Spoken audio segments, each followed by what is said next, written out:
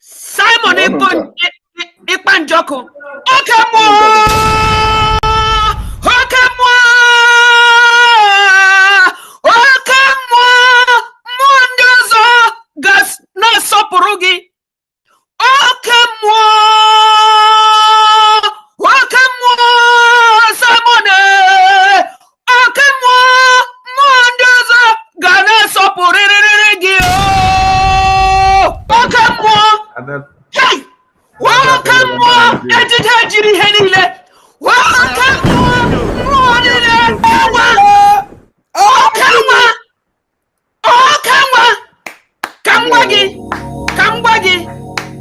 Retire 2014, but we are in Biafra. And you know na Biafra. Yes.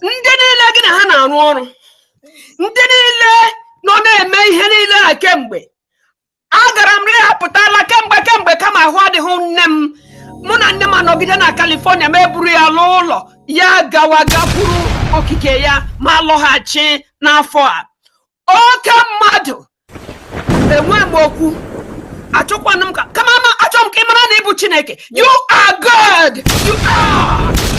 Do you understand that? You are God. And the other gods you work with. I don't expect anything in life. I deal with whatever I see as I see it. Yes. I didn't think. I didn't put it into perspective, into any type of perspective. Seeing today. And that I'm seeing today, I'm experiencing today. Osworum, I am content. Yes. Oh my goodness, my Prime Minister, there is no name under the earth that fits you. There is no name. Chineke Brakwala no Madeho. Njoko. Onye pana na aga close to Njoko ya for kwibitu yaka. Njoko.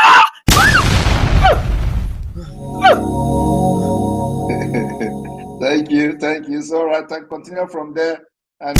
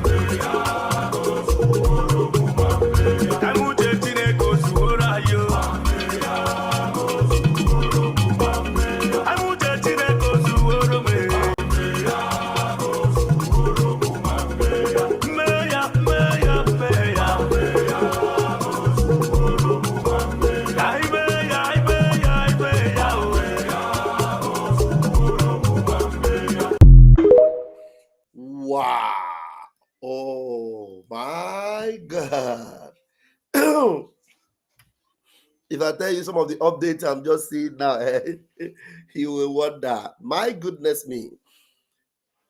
Before I go on, we need to pray. We need to pray. I'm telling you. Nnamdi win the war. Oh my God. You people, I just pray. Let Mazi pray his prayer. Then I will pray. You people understand. You know, all those years you people used to sing. Ihe anyị na-eme bụ ihe mmụọ, onye anyị na-achụrụ aja bụ oke mmụọ. Ihe anyị na-eme bụ ihe mmụọ, onye anyị na-achụrụ aja bụ oke mmụọ. You will understand it better. Maazị Nnamdi Kanu, ọ ga-achịrị Nigeria n'ụkwụ na pịa ha n'ala.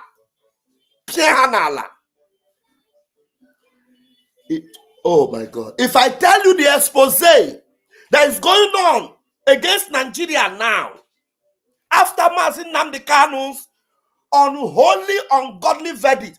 Remember that as they were passing that verdict, American senators were reminding them in the House of Senate, this man has won an appeal court.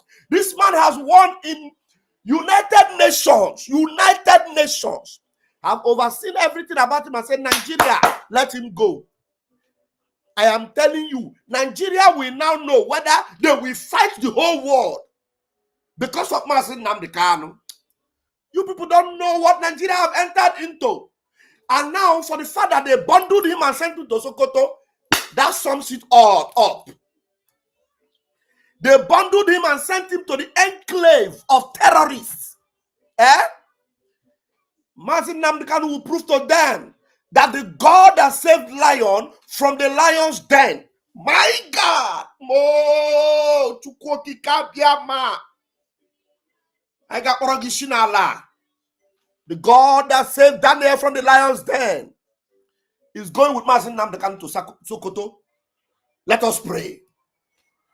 Onye nwe m na Chineke nna nke igwe biko dịka isi wee napụta ụmụ gị n'ọbụ n'Ijipt gotu wee wezuga ụmụ gị bụ ndị Biafra mgbe ekwensu bụ zu nke mmadụ dị ndụ kere anyị wee na-aja gị mma na-asị gị n'ime ọnọdụ anyị anyị ga-ekele ha nsọ gị wee nye gị nsọpụrụ ụtọ na eji ama mgbe niile n'ihi na anyị enweghị ichi ọzọ ewezuga gị anyị nwe anya anaghị efe arụsị ọbịa mere iji wee na-agọzi nsọmụkwụ anyị niile ọbịa mere IPOB ji wee gbaa mgbọrọgwụ n'ụwa niile anyị anaghị atụ ogwu mmadụ dị ndụ anyị wee na-eto gị eze ebube dị ngọzi sị gị biko gbatara anyị ọsọ enyemaka ọ bụ naanị gị bụ onye anyị refe nwanyị akpụ isi ala nye ka i wee napụta ndị gị n'ọbụ nke ekwensu anyị wee na-enye gị ofe na nsọpụrụ na ija mma na-asị lekwa ka ndị iro anyị niile ka kasị wee baa ha ọnụ ha wee daa hapụghị ikonye ọzọ obodo ekwensu bụ zu ala ọkwa n'iyi eze ebube dị ngọzi anya ọnwa anyị bụ ụmụ gị wee na-akpọkwa ha nsọ gị na-asị na ebe gị chi ọzọ egwezuga gị anyị wee na-aja gị mma wee na-eto gị na-asị onye kere ihe niile kere ka mana nwere onye kere na n'otuto niile na nsọpụrụ niile na ịja mma niile site n'ebighị mmadụ onye ka a na-ajọ gị ise. He said,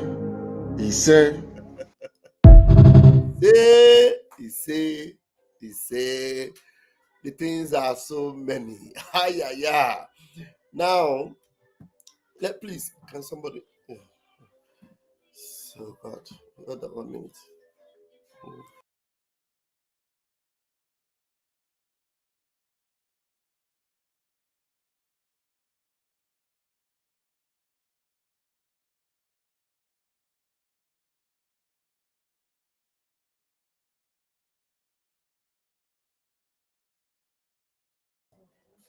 Okay, thank you very much. Oh, Chukwu okike abịama.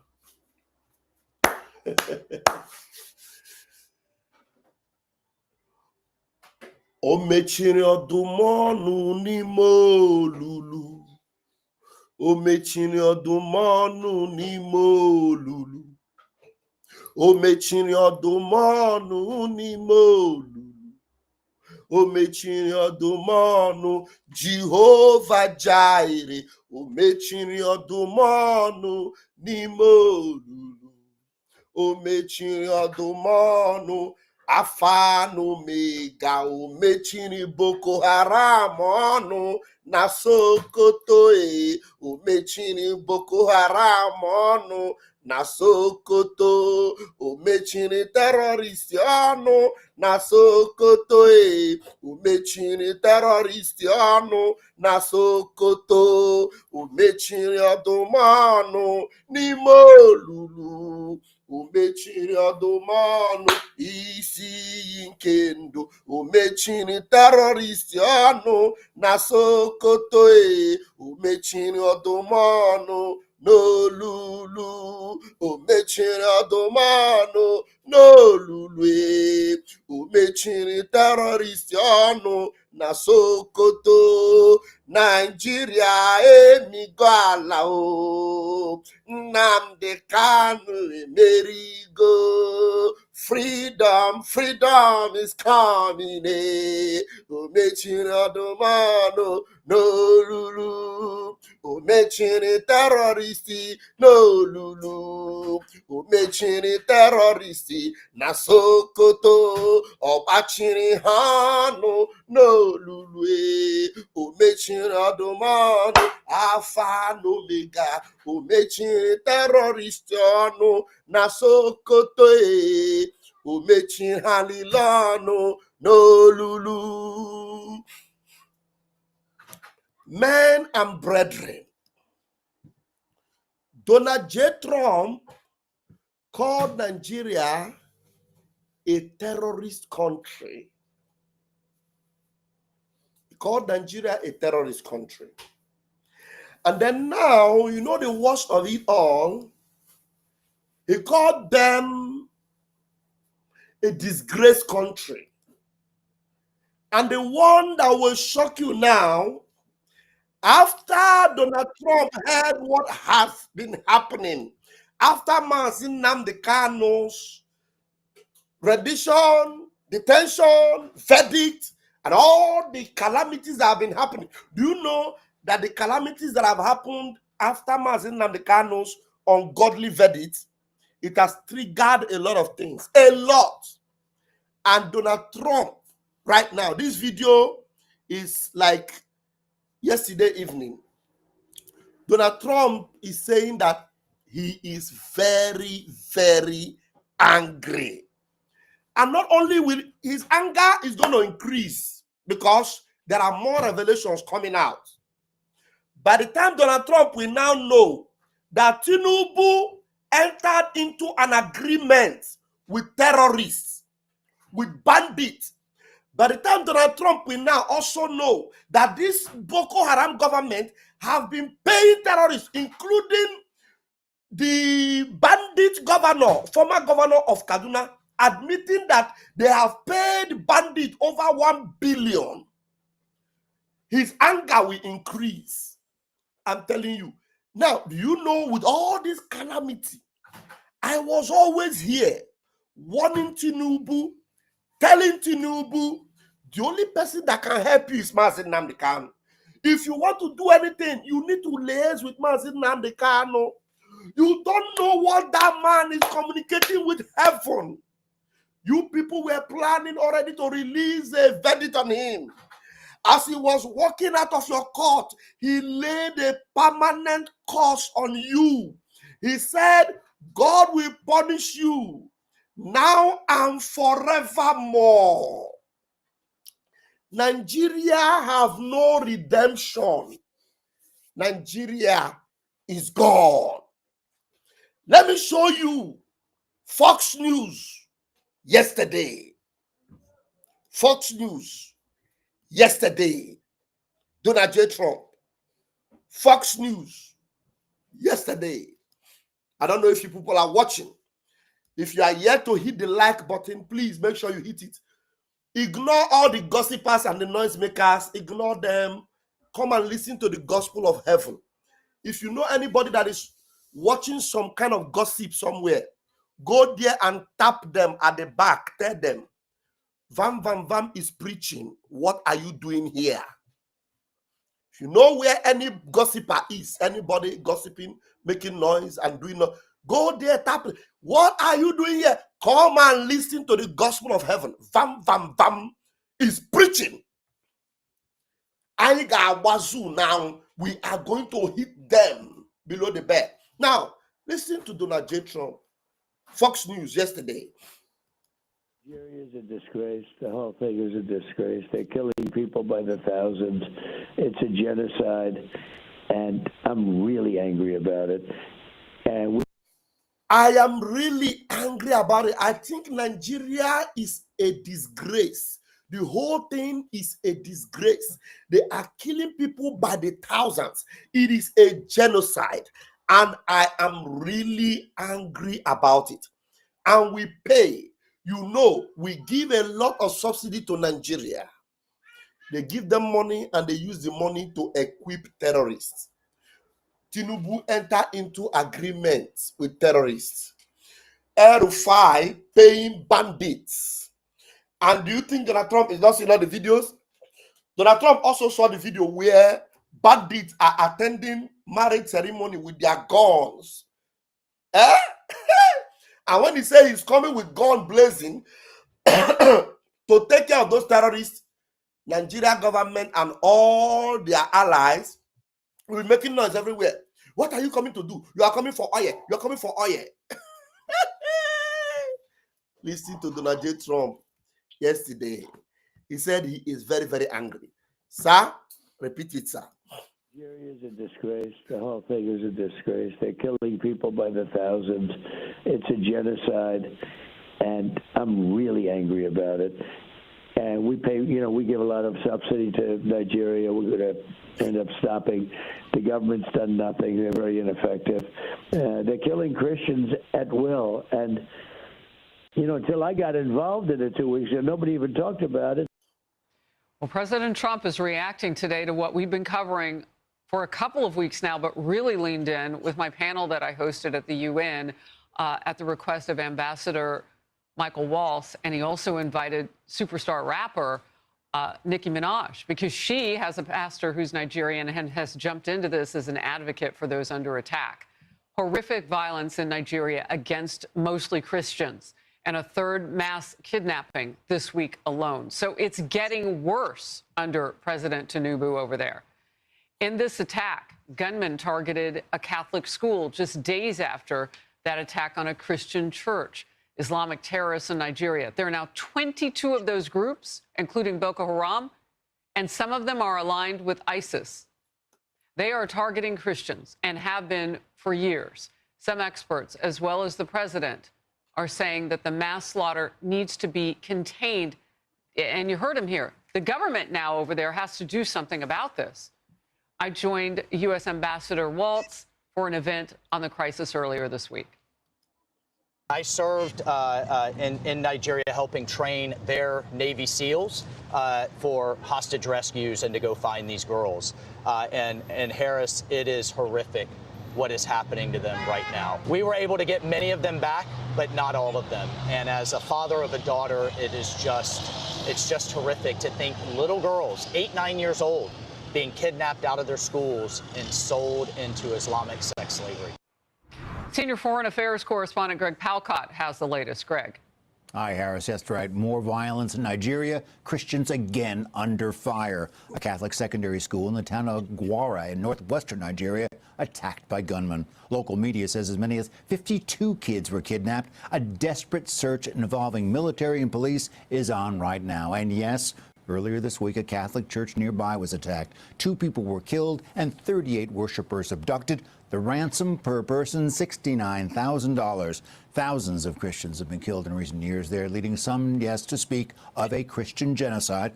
President Trump has branded Nigeria a country of particular concern regarding religious freedom, threatening to apply sanctions and send in U.S. troops. Here's how a State Department official put it at a congressional briefing yesterday. The Trump administration is developing a plan to incentivize and compel the Nigerian government to better protect Christian communities and improve religious freedom.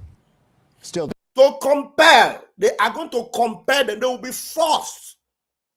They are going to compel. Trump administration and analysts say others are getting hurt too by Islamist terrorists, organized bandits, militants. 25 children were kidnapped at another school in western Nigeria on Monday. 1 escaped. That happened in a Muslim area. Harris, Nigerian officials claim they are not persecuting any religion, but many analysts say at the very least they are certain that the government officials are not protecting their own citizens. Back to you. Yeah, and as we've been pointing out, it's mostly young girls and women And that's what we saw in that church. And those new numbers are just heartbreaking. How many more people were kidnapped and killed in that church attack that we showed this week? Greg, thank you very much for the update. Hey everyone, I'm Emily. Thank you. Donald J. Trump is, before he was calling them a disgraced country. Now he is very, very angry. And when Donald Trump is angry, you better beware. Now, and as that is going on, many Americans are speaking up. They are speaking up and calling the attention of Donald J. Trump. They are calling the attention. Now, there is some other things. Before I will bring you the busted, how Tifnubu have been busted, let me show you the reaction of some people in the USA, especially the priests. There's this priest, I want us to hear him. I've not listened to it, I just saw it. I said, this one, another one. Let's see. There's a question the man asked here. The priest said, his name is Bishop, 4 hours ago, Bishop Robert Barron. What would be our response if 200 Catholic school children were kidnapped in Minneapolis, Chicago, New York, or any other city in America? What would be our response? It's Bishop.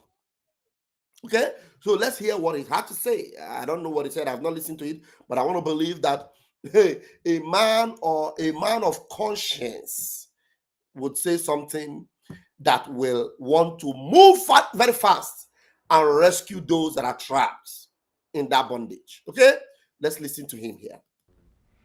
Hello, everybody. It's Bishop Barron. I want to talk to you about this terrible situation of the violent persecution of Christians in Nigeria. Just, a couple days ago, we had this terrible case of over 200 kids being kidnapped from their school. These are young kids, high school, grade school kids, and then being taken off into the wilderness, and their parents don't know where they are. And as you know, this is part of an ongoing and long-standing persecution of Christians in Nigeria. Look, over the last, 10 years, I think 100,000 Christians have been murdered, tens of thousands of churches burned, huge displacement of the Christian population. Now we know when this is done by Boko Haram, which is largely in the northeast part of the country, they're explicit. They want to impose Sharia law, and they want to eliminate Christians from the country. So they're very clear in their persecution. There's a little more ambiguity when it comes to these persecutions in the middle part of the country, called the Middle Belt sometimes. And people say, well, there's a religious element to it. There's also an economic element, tribal, and so on and so forth. Look, I've read editorials on this from, Fox to CNN to Al Jazeera to the New York Times, and they all have, different perspectives, and they all have a certain agenda, all claim to be relying on experts. For my money, I want to rely on my brother bishop, Wilfred Anagbe, who testified last week before Congress. He's not relying on experts or reports from third parties. He's a bishop in this region of the country where these persecutions are going on, and clearly said before Congress that this is a largely religiously motivated reality. And he said to them, I'm not relying on reports. I have seen with my own eyes, heard with my own ears. So look, until I get really compelling evidence to the contrary, I will believe him. Are the motives of these persecutors mixed? Sure. I mean, I'll grant you that. There are economic and tribal elements, of course. But my overall point, everybody, is who cares? What matters here is that our brother and sister Christians are being brutally mistreated, are being kidnapped, are being raped, are being, in many cases, killed. And in a way, I'm not all that interested in the subtlety of the motivation. I'm interested in the fact of this persecution. And what I really don't want is the appeal to mixed motives somehow to be an excuse for inaction. My take is that I'm addressing my fellow Christians here especially. Our connections in Christ to one another are deeper than our national identities. I mean, I feel as a Catholic connected to those who are baptized into Christ Jesus more powerfully than my national identity. I think we as Christians should feel this enormous solidarity with our brothers and sisters who are suffering in this way. What can we do? Well, a lot of things. I mean, one is the raising of consciousness. This has been going on for a long time, but vanishingly few people have been talking about it until fairly recently. So I think just raising of consciousness is very important. Also, contacting our representatives. Can our country bring economic and diplomatic pressure to bear to get something done here? I think the answer to that is yes, and that we should be doing it. And then again, to my fellow Christians especially, I say, pray. Realize your solidarity with these suffering people in Christ and pray for their deliverance. I'll make a final point here. I've said this many times. In fact, I said it often over in Rome at the Synod the last 2 Octobers. I said the most successful church in the world right now is the Nigerian church.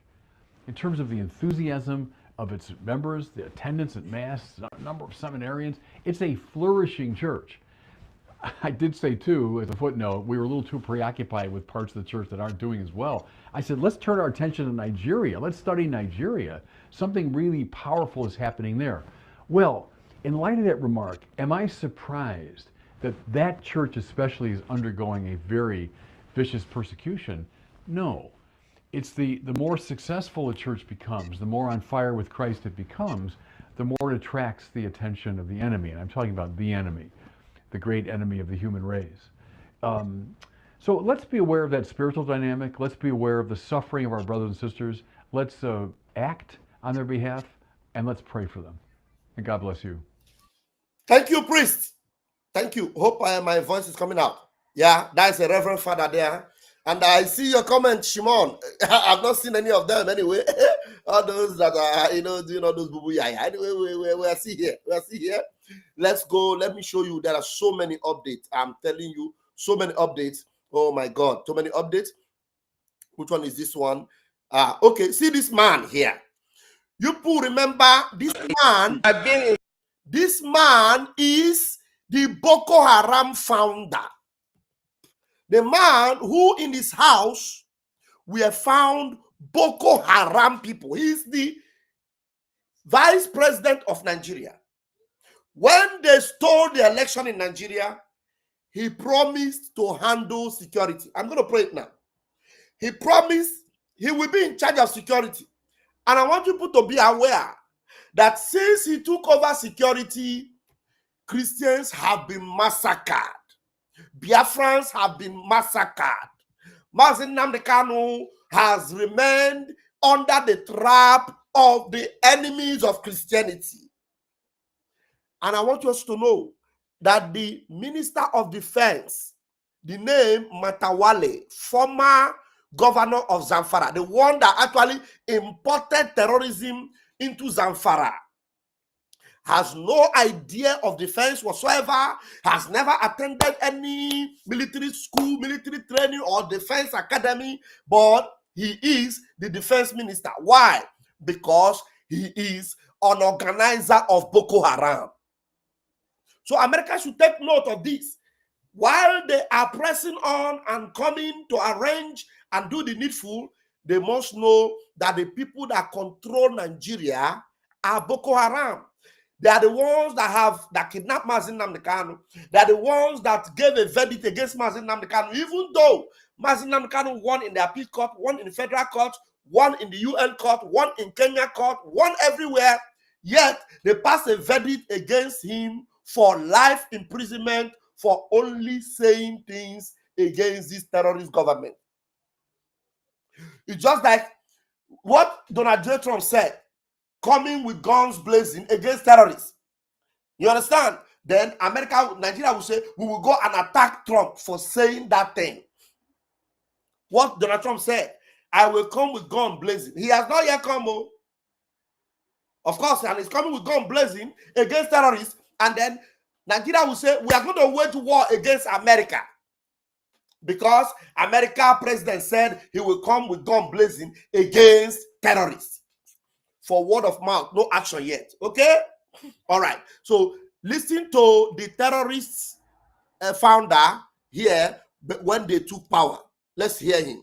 I've been in the theater of conflict for 18 years. I will lead the troops.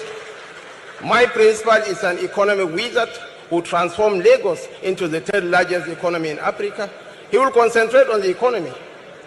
By God's grace, I will handle the security arm. Not only handle the security arm, I will lead the troops to battle. I hear him. He said he will not only handle the security, he said he will lead the troops to battle. So Donald J. Trump, while you come, while the men are on their ground and the boots are on the ground, this man must be in the front of the armored tankers that will go, because he knows the men, he knows where they are, he has kept them in his house, he knows them very well. So he has already promised now that he will lead the troops to battle. I will play this thing more than 3 times so that at least Donald J. Trump will hear it. Please, I want everybody to hit the like button, so that this algorithm on X, on Twitter, will get to the American government, will get to the chairman, chief of the commander of war in America, so that they will know here is a man that will show them the pathway to where the terrorists are. He will lead in the battlefront. Okay, so let's listen to him again from the top. From the top, listen to Boko Haram founder. I've been in the theater of conflict for 18 years. I will lead the troops. My principal is an economic wizard who transformed Lagos into the 3rd largest economy in Africa. He will concentrate on the economy. By God's grace, I will handle the security arm. Not only handle the security arm, I will lead the troops to battle across the length and breadth of this country. I've been in the theater of conflict for 18 years. I will lead the troops. My principal is an economic wizard who transformed Lagos into the 3rd largest economy in Africa. He will concentrate on the economy. By God's grace, I will handle the security arm. Not only handle the security arm, I will lead the troops to battle. By God's grace, I will handle the security arm. Not only handle the security arm, I will lead the troops to battle across the length and breadth of this country. By God's grace, I will handle the security arm. Not only handle the security arm, I will lead the troops to battle across the length and breadth of this country. Now, this man, this man, under his leadership, the army commander in Meduguri was ambushed by Boko Haram. He escaped. And while he was running for his life, he was giving coordinates, he was giving details and intel to his men where he is, so that they will come and pick him up. You know, as he was testing and sending tests, I don't even know whether the test was entering the telephone of this man, this one here, that is supposed to lead the battle. Instead of help to come for him and save the man, the commander, Oba, it was terrorists that came and picked him up. Terrorists came and picked him up. And they unalived him. They unalived him. So these are the things Donald Trump needs to know. Now, let me also bring you the video where another Boko Haram sympathizer and founder, how they paid money to bandits and it was spreading. Now listen to them. There is a lot I want to show you today. So you need to invite everyone to come and join this party tonight. This awareness campaign tonight. I am telling you, with all these things that are happening, I'm telling you, it is either American SEALs will do the needful on a rescue mission for both Mazi Nnamdi Kanu and the Christians in Sokoto and all these places. I'm telling you, because right now they should know what Nigeria have done. I am very happy that while they were sentencing Mazi Nnamdi Kanu, the American senator was relaying it at their hearing and telling them that, look, Mazi Nnamdi Kanu has won the appeal court. Mazi Nnamdi Kanu have won the UN court. Mazi Nnamdi Kanu, against all those winning, he was sentenced. Okay? So now listen to El-Rufai, another bandit leader. You can ask 3 service chiefs that served in Kaduna under my watch. One of them is still alive. Farouk Yahya was chief of army staff. He was GOC in Kaduna. I saw him yesterday at a wedding. You can call him, bring him to this program and ask him what we did.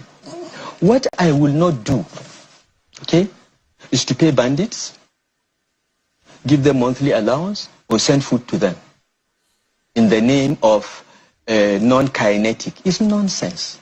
We are empowering bandits. It's not the government of Kaduna State. It's a national policy driven by the Office of National Security Advisor, and Kaduna is part of it. Many states are objecting to that, but that is the policy now.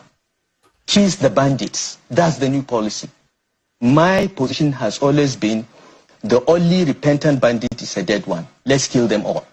Let's wipe them. Let's bomb them until they are reduced to nothing.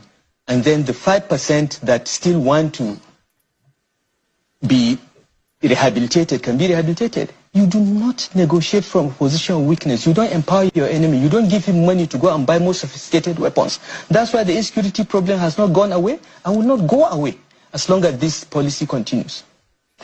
If you look, they can deceive, they can cover up, they can do propaganda, but those that live in Katsina, those that live in Zamfara, those that live in Kaduna, those that live in those states, they know what is happening.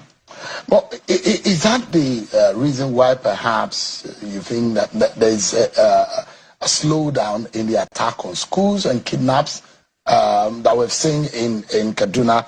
The quiet we see in the Benegwari there is no slowdown. Kaduna, I was governor for 8 years. I was governor of Kaduna State for 8 years. Only 3 schools were attacked in 8 years. Okay? This government has been around for 2 years. 3 schools have been attacked. And they paid the bandits. They paid them ₦1 billion the first time the school was attacked and students abducted. And they paid the bandits. They paid them ₦1 billion the first time the school was attacked and students abducted. And they paid the bandits. They paid them ₦1 billion the first time the school was attacked and students abducted. And they paid the bandits. They paid them ₦1 billion the first time the school was attacked and students abducted.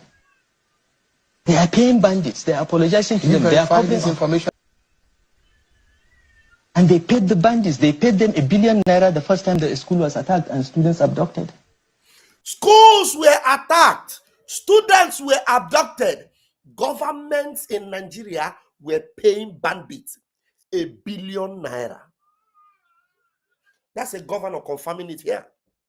Though he's claiming that him was not paying bandits, but a governor in his own state, in that state, was paying bandits ₦1 billion. They attack a school, abduct students, and then they get paid ₦1 billion. ₦1 billion. This man at a point admitted that in his own state that there are local governments that are under the control of bandits and that those areas are ungovernable. He admitted it. He admitted it. And now, live here on TV is telling you that they paid bandits.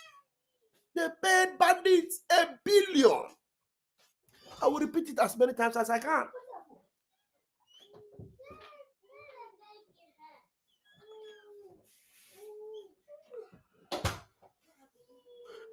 They paid bandits.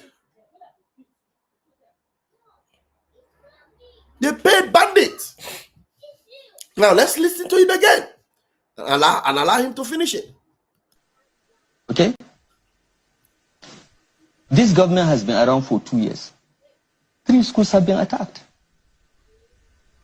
And they paid the bandits. They paid them ₦1 billion the first time the school was attacked and students abducted. They are paying bandits. They are apologizing to them. They are covering this information about ₦1 billion being paid. Look, let the governor or anyone come and deny. We have the evidence. When the time comes, we reveal everything. They are paying bandits. They are empowering bandits. This is what this government is doing. And you think that will not work? It will not work. It has never worked anywhere in the world. Are you hearing it? Are you hearing it? Now, where is the governor that was paying bandits? He's walking free. Bandits abducted people. A governor paid the bandits, and the people that abducted were not returned, and the governor is free. But Mazin Namdekan that spoke about it, that exposed them. He is convicted. They say he imported a radio equipment. He was talking on Radio Biafra. He was saying that the Nigeria army are supposed. Nigeria Army General, former Chief of Army Staff, or what was that? Theophilus Danjuma. Theophilus Danjuma said that the military, they collude. They collude. What Theophilus Danjuma said is what Mazi Nnamdi Kanu said more than what Theophilus Danjuma said. You are yet to hear more. We're going to go into the full interview where someone who has worked with the Tifnubu people that know them very well is opening the nyash of Tifnubu. Let us go there. I think that one is more important for us to go to now, so that maybe later there are other things we can now come and listen to it. See, this interview is about 27 minutes. We need to watch it at least to the extent where we'll be able to get all this information. This was done today. This interview was done today. The full video. Tifnubu made a deal with terrorists. His VP is an accomplice. This is a security expert saying this thing. A security expert. Sit down, carry your cup of water, and let us watch this interview. It happened today. Today. Live and direct. Let's go. In order to become the president of Nigeria, nobody can argue there were deals that went on. What he did was to play them against each other so that you are he could get a seat in the alleging presidency. that President Tinubu had a deal with the terrorists? Excuse me, it is no longer a secret anywhere in the world. Hi everyone, welcome to this interview. This is a loaded interview, by the way, about the situation of things in Nigeria. I know many of us have been following the insecurity issue. Today, I will be interviewing someone who has been at the forefront of what is happening. If you don't know about the Macedonian Initiative, by the way, it's a faith-based, non-denominational NGO that has been responding to the systematic persecution of Christians in northern Nigeria since the 1990s. Now, the person that I want to interview today is not just a pastor. This man is a security consultant with more than 2 decades of experience, and he has also served as the Deputy Secretary General and the Director for Peace and Security at the African Union. Of course, he is the Global Overseer of Living Waters Unlimited Church and International Coordinator of the Macedonian Initiative.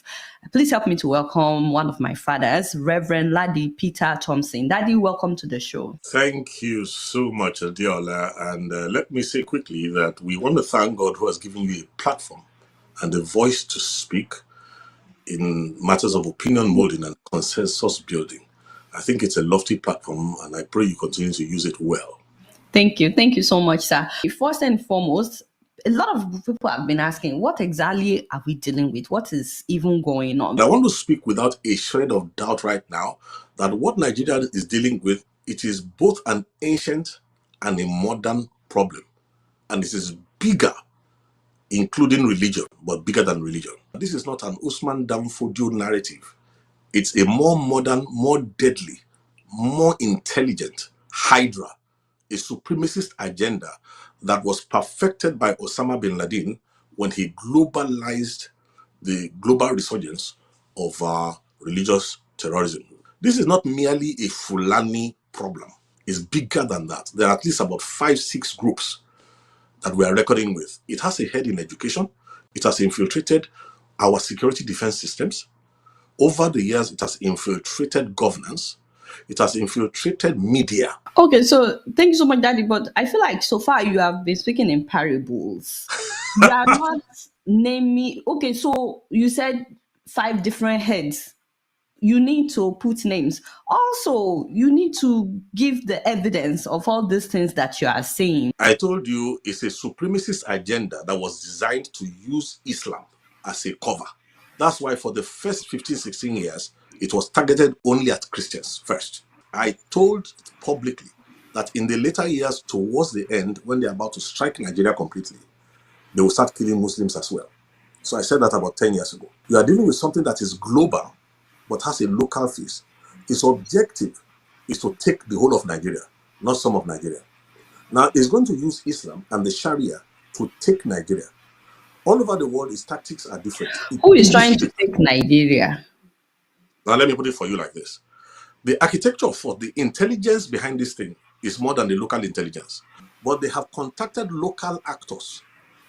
You see, there's what they call the ISWAP. The Fulani is there. Then you have the Kanuri-dominated Boko Haram. Then you have Lakurawa, Ansaru, and all those other offshoots of the global template provided by Al Qaeda. Many headed, only one heart. And what the idea is to take Nigeria, take West Africa, take the rest of Africa, and then use that resources to dominate the world. Okay, so it's Al Qaeda that is trying to take over Nigeria through these different terrorist organizations. An intelligence created by Al Qaeda between 1991 and 1996, Osama bin Laden was in Sudan, perfecting the model of how to globalize terrorism and rule the world with Sharia. And he knew they would have to kill Muslims as well. So what we're dealing with is bigger than just a religious problem. It's a supremacist agenda covering its face with Islamic religion. So for people that may be watching right now, some of them will say we've been hearing about things like this for a long time. Where is the actual evidence? Like what you said bin Laden drafted in Sudan. Is there a record of it somewhere? Like some people would say, where is the evidence to the things that you're saying? Okay, one of the greatest weaknesses of the African nations of the world, including Nigeria, is the inability to mathematize inquiry. That is to collect statistics and data, crunch it, and then do what they call concatenation. That is to join all the dots and use that to come to a conclusion and predict things that when they happen, you will not be surprised. If you follow the media in Nigeria over the past 20-something years, there's nothing I have said beforehand that did not come to pass, including when the color of the terrorist, the color skin of the terrorist is going to change in the latter hours, when they are bringing in people from the Maghreb and they're bringing in other people from outside of our borders. So if you want evidence, I will give you some. Number one, let me give you something very simple. There's no place in the world that has responded to an already documented resurgence of global Islamism by claiming to arrest terrorists, and then you claim that you have de-radicalized them, and then you absorb them into the Nigerian army. You see, that one alone is an amazing case of stupidity. I've never heard of this kind of madness before. An armed robber comes to your house, you arrest him, instead of prosecuting him, you claim that you have changed his mind, and you now make him join your megadis. That is, of course, one. Number two, if we collate, I can tell you from the beginning, one of the things I discovered from the year 1999 to 2000 was government complicity. And why do I say so? We have reached a stage now where we are not afraid of anything anymore. In those days, we were more afraid of the enemy within than the enemy without. So today, there can be documents that I will give you, we'll put on display. When you find out that young girls are kidnapped, married off, taken away from their husbands, I mean, sometimes young girls are kidnapped, sometimes wives are kidnapped, married off Islamic way, and you will see that if someone will come, the governors were aware. I can give you a case where we had to curb a terrorist attack in Kaduna State. We could tell you the modus operandi. It started with Gumi when he came back from Mecca, when he came back from Saudi Arabia. His first tafsir in Kaduna was a call to violence, to slaughter. The VHS came to me because we have been setting up early warning systems, and this is what a real early warning system is to prevent something. When we got it, we translated it into English, and at that time it was Obasanjo who was the president of Nigeria. Thank God for the Four Square General Overseer, who is now late, Wilson Badijo, who assured me that what we prepared and gave to him was given to Obasanjo in his bedroom. But what they didn't know was that we were still monitoring Kaduna to see whether the arms build-up towards the execution was going to stop. When we saw that it was not going to stop, in fact, this is a good example I'm giving you, I had to call a special strategic session with media, because media is a force expander in this new war form, this Hydra-headed war form. At that time, the man they call Additional, who became Buhari's media, whatever, was at that time an editor-in-chief or something in one of the newspapers. They gathered together, and I told them, this is the problem. They are about to kill 600 to 900 people. Femi Additional. They're about to kill 600 to 900 people in Kaduna. And I said to them, we have sent all the information to the army, to all the places. There's nobody stopping them. Unknown to them, we were monitoring. The Gumi boy went into the SSS office in Kaduna laughing and came out laughing. When I got that report in Lagos, we decided to call this media meeting and said, look, how do we solve this? Now, there's a headline that we had to put up where they did as if they interviewed the head of CAN and had to interview Gumi. Immediately, we took the front pages, the full pages in the newspapers and the new media, and the news blew across the world. The queries came to the president of Nigeria. It was reported to me directly that the Gumi boy entered, then it was a small boy, he entered the SSS office. This time he didn't come out laughing. He left the country immediately. Now, this is a guy who has been banned by Saudi Arabia. They didn't allow him to enter Saudi Arabia. Let me give you another proof. I was on television when I found out there was no other way of escape, when an Al-Qaeda operative was going to be, Please bear with me. You need to know that this Gumi boy he's talking about, have you seen lately on Twitter? Gumi has been trending. Gumi is the most important person to the Fulani people right now in Nigeria. Gumi has been trending. He's attending interviews. He's going on TV stations, going on radio stations, appearing on Twitter Spaces. Gumi, just like he's exposing Gumi now. Gumi is getting very, very busy, disrupting the narrative, lying up and down, telling people that America cannot do anything, and supporting all these things. And funny enough, Adeboye is supporting Gumi. Adeboye. The same way Gumi is asking for America not to come to delay, the same way Adeboye is saying America should give them 100 days. For your information, no, Makande Gaga Church tomorrow. Okay, let's continue. Please, I'll just take it back a little bit so that it not be that I distracted a little bit of you. Please, bear with me. When I got that report in Lagos, we decided to call this media meeting and said, look, how do we solve this? Now, there's a headline that we had to put up where they did as if they interviewed the head of CAN and had to interview Gumi. Immediately, we took the front pages, the full pages in the newspapers and the new media, and the news blew across the world. The queries came to the president of Nigeria. It was reported to me directly that the Gumi boy entered, then it was a small boy, he entered the SSS office. This time he didn't come out laughing. He left the country immediately. Now, this is a guy who has been banned by Saudi Arabia. They didn't allow him to enter Saudi Arabia. Let me give you another proof. I was on television when I found out there was no other way of escape, when an Al-Qaeda operative was already appointed as a federal minister. Now, do you ask yourself, you Nigerians, you shameless Nigerians, do you ask yourself, why was it that a nation like Saudi Arabia, a Muslim nation, a place where Muslims go for their pilgrimage, a place that is most holy for Muslims, rejected Gumi? But Nigeria is giving him a level playing field. In Nigeria, Tinubu's government cannot curtail him. And people have been shouting. Do you know that references have been made about Gumi? When they are talking about Nnamdi Kanu, whenever you invite people like Rufai on Arise TV, they keep talking about it. That Gumi.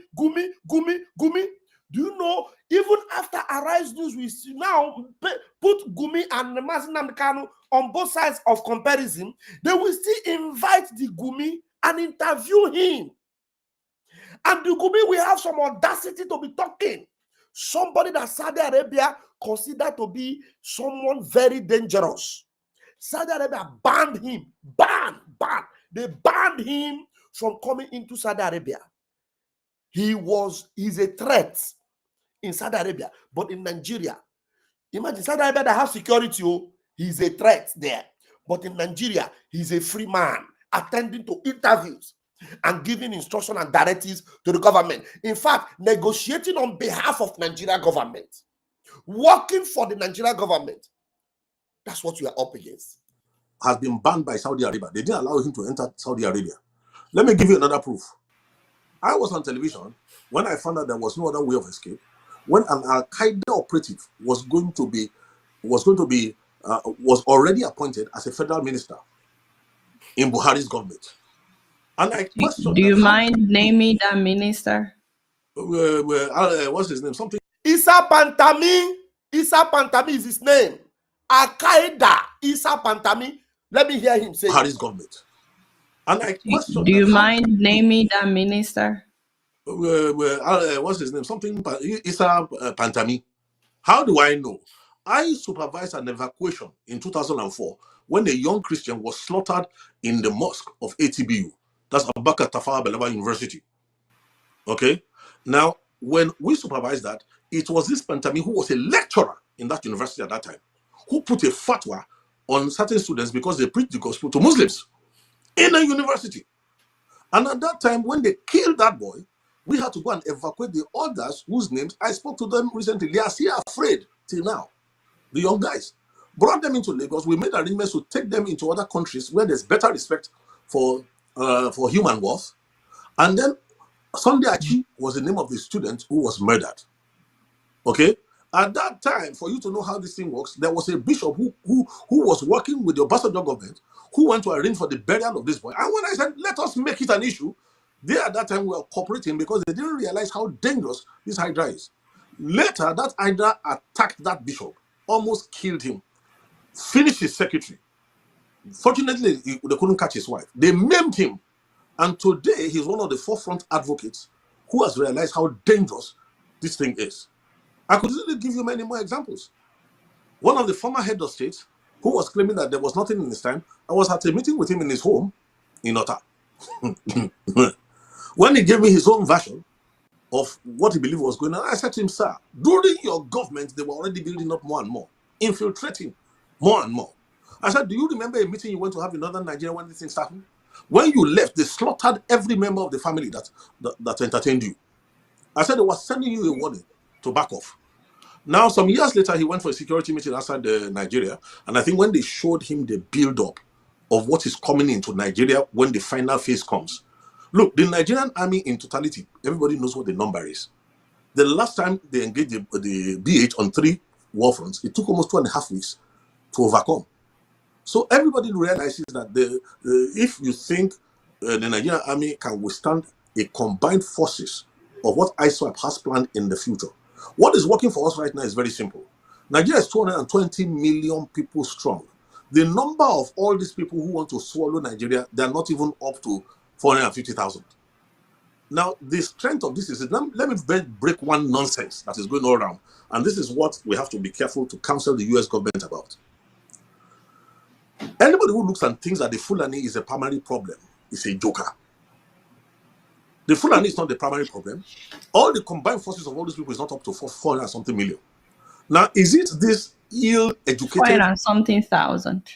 Yes. All these ill-educated, all these, what can I say, anachronistic human beings who are wearing loincloth all over the whole place, do you think that they are the real problem? Listen, the Fulanis have told you that they were busy using their six when people came and gave them AK-47s and took their children to go and train.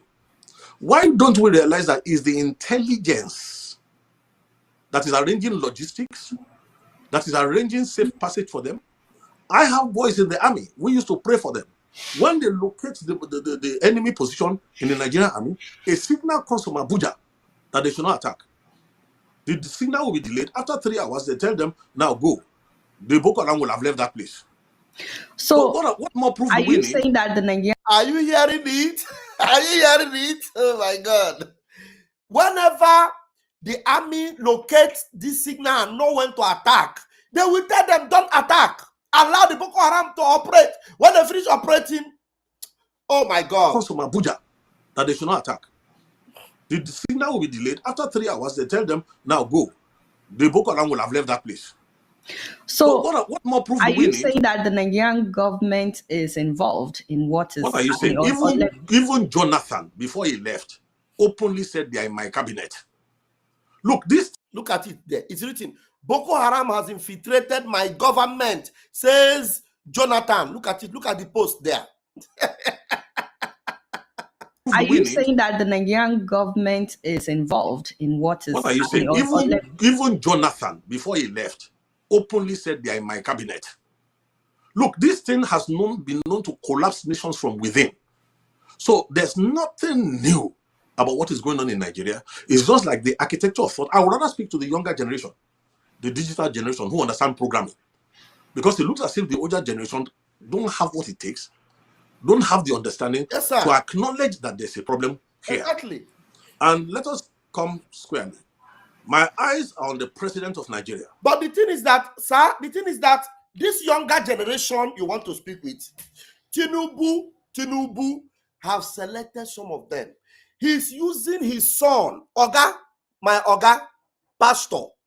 Tifnubu is using Sheyi Tifnubu to do the work because Sheyi Tifnubu is working on securing an empire, a Tifnubu empire, just the way they secured Lagos.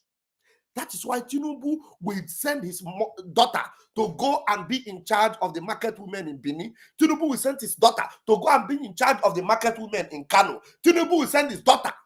The son of Tifnubu, 2 or 3 days ago, gathered Igbo billionaires, shameless, hopeless idiots, Obi Kubana chief priest, E-Money, bunch of bastards. He gathered them together. And then they arranged, they talk. While they were talking, Mazin Nnamdi Kanu was being shifted to Sokoto. But the young people you're talking about now, the young billionaires, they were meeting with Tinubu's son, and they were still telling Biafrans and young Igbo people who are supposed to be angry, who are supposed to be very, very angry, and thinking about how to suffocate this Tinubu's government, because they can do it. We are over 80 million men strong. 80 million. Just like you said that these people are not up to 450,000. We are over 80 million. We can suffocate Tinubu in 24 hours. We have men, we have boys that can suffocate APC and PDP within 24 hours. But Tinubu have these young people want to talk to now. Tinubu has suffocated their brain. 5,000 is enough. One of them is example is Sheyi Law. You know the one they call Sheyi Law. Sheyi Law. They have given him money. All he did was he just kept his wife and family in London. Very soon, terrorists will take over them in London. There, he doesn't know that terrorists are already taking over London.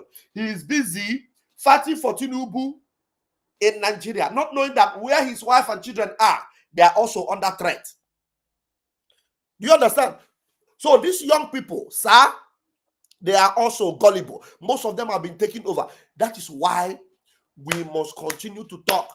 Pastor, if it's pray, you can pray. Pray them out of their gullibility so that they will know that it is not by prayer and gathering them in church alone that will save them. They need to come out and do something. Suffocate APC, suffocate PDP, do the needful, because they have all been bought. What we now call their problem is Stockholm syndrome.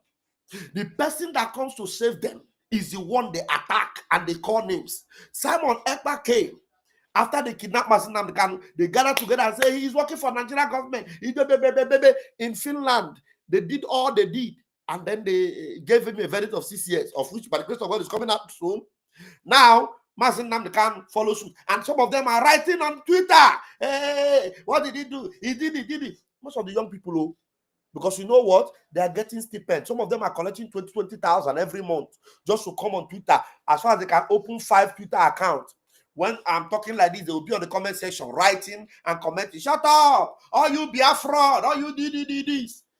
That's what we are facing now. So if there's anything you can do to help them before you open their head, because some of the young people, they're even worse than the old ones now.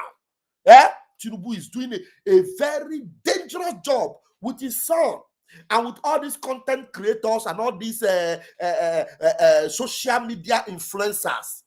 They do giveaway here and there. With their giveaway, they distract people, and then when you tell them the truth, they don't listen, and they talk down on you, they insult you. Okay, so let me, because I don't think I should talk more, because there's a lot you have to say.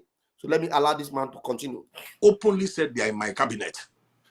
Look, this thing has been known to collapse nations from within.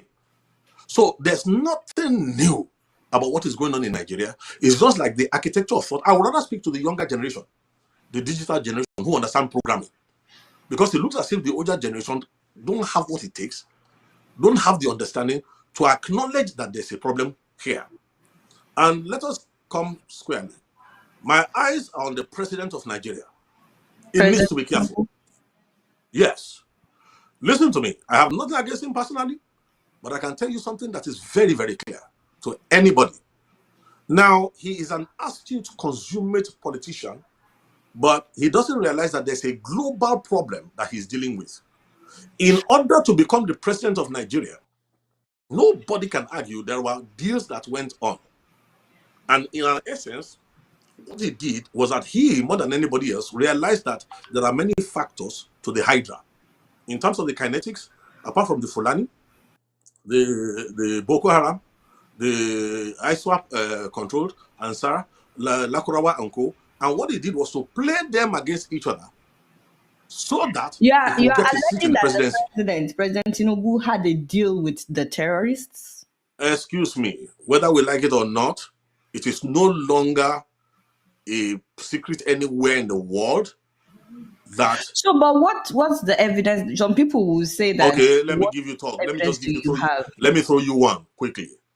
People don't realize that the Mandela bombing in Niger State, the Catholic church that was bombed in Niger State, the fellow who headed it actually was in Lagos, in Snake Island, 2 days, 3 days, and then traveled to northern Nigeria to take his team to execute. What does that tell you?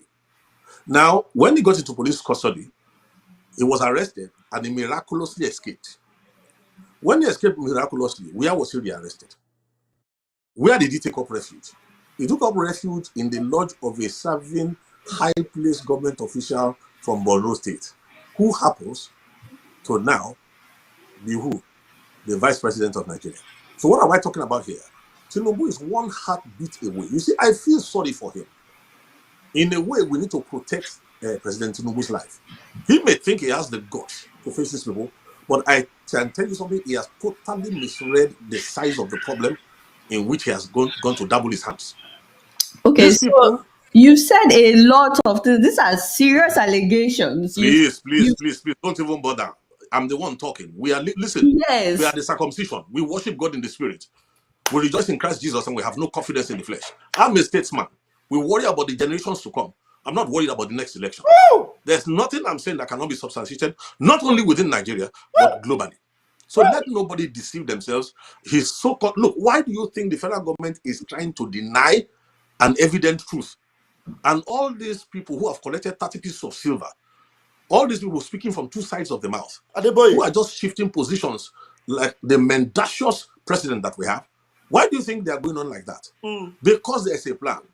If this intervention had not come and the president was allowed to go through his 8 years, who would he hand over the country to? And does he think they are not wise enough to know that if they are able to eliminate him, into whose hand does the country go? Now, this is where the problem is. If the country goes into the hand of the Boko Haram, the Fulani will not be happy. Those who are, look, let me give you a good example. An open secret. When Shekau became Are you saying that the country will go into the hand of Boko Haram after Tinubu? Please, if you remember very well, just after he came in, there was some kidnappings, some bombings, and then there was an outrageous demand for one impossible, I can't remember, was it 20 billion or something, impossible amount of money. When that demand was made, it was not really because they felt that kind of money will be paid. It was a direct message, a coded message to the presidency. Everybody is aware now that there was complicity in the times of in terms of the former president Muhammad Buhari. Like I mentioned Issa Pantami. Also, don't forget about that his interesting governor who turned against Buhari in the last minute, who was persuaded to turn against Buhari, the worst governor Kaduna State has ever had. And I said something when Kaduna State was Governor El Rufai. Yes. Look, let's not even go there. Go and look at his tweets in the earlier years. Go and look at his own open admission on television that he left Nigeria to neighboring countries with money to go and sponsor the terrorists who had come to kill in Nigerian territory. Why did they have that kind of confidence then? Was because they knew they had entered governance. Now, as I'm speaking right now, listen, we need to reformat this country. And there's an opportunity that has come right now that if we mismanage this opportunity, let me tell you something, even God in heaven will look away. When in the south part of Nigeria, in the eastern part of Nigeria, 13-year-old girls end up being raped. Look, there was a blogger recently who was being political, and I want to tell everybody prophetically right now what is coming up for those who refuse to face truth, those who refuse to give value to the lives of others. A young blogger recently said that there's no genocide, I'm a Christian, I don't feel threatened, long live P-Bat. She was one of those who was killed, if the account that is coming is right, in Kwara State in a church attack. Oh, she thought it was far away. Now, this is the fate, sadly, of those now, who live in by opportunity, you're talking about Trump saying that he would interfere with what is happening in Nigeria.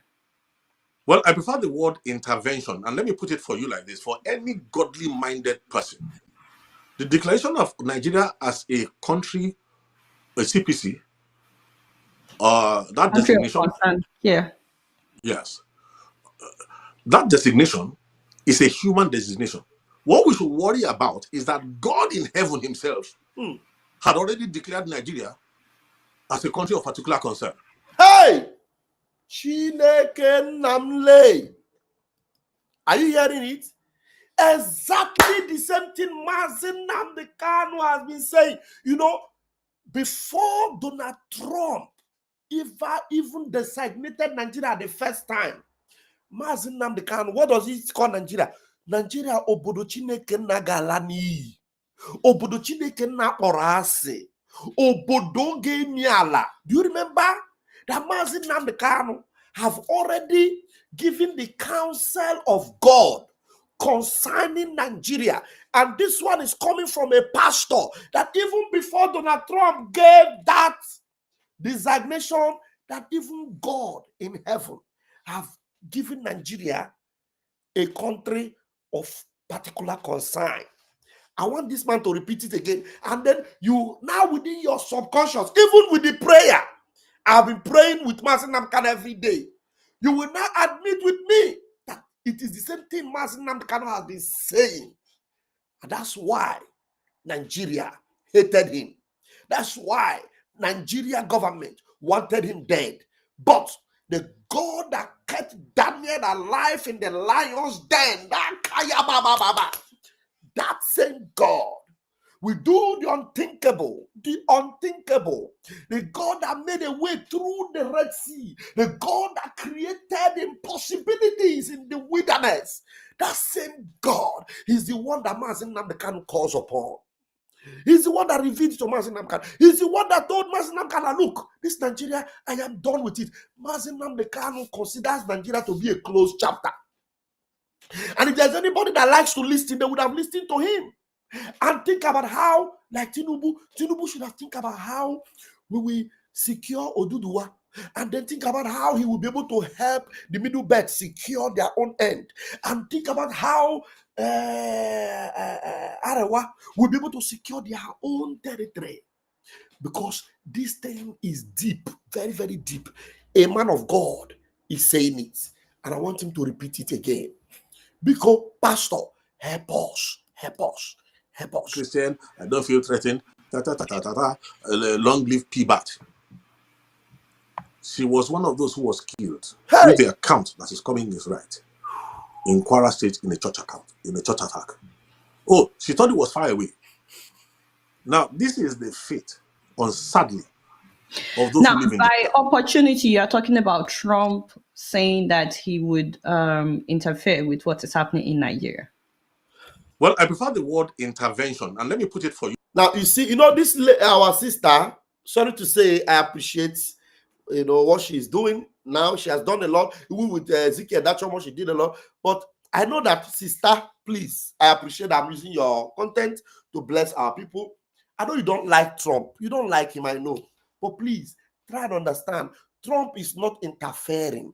He's intervening. Intervention. And I love the way this our pastor took it up. He said, I prefer to use the word intervention because Adeola doesn't like Donald Trump.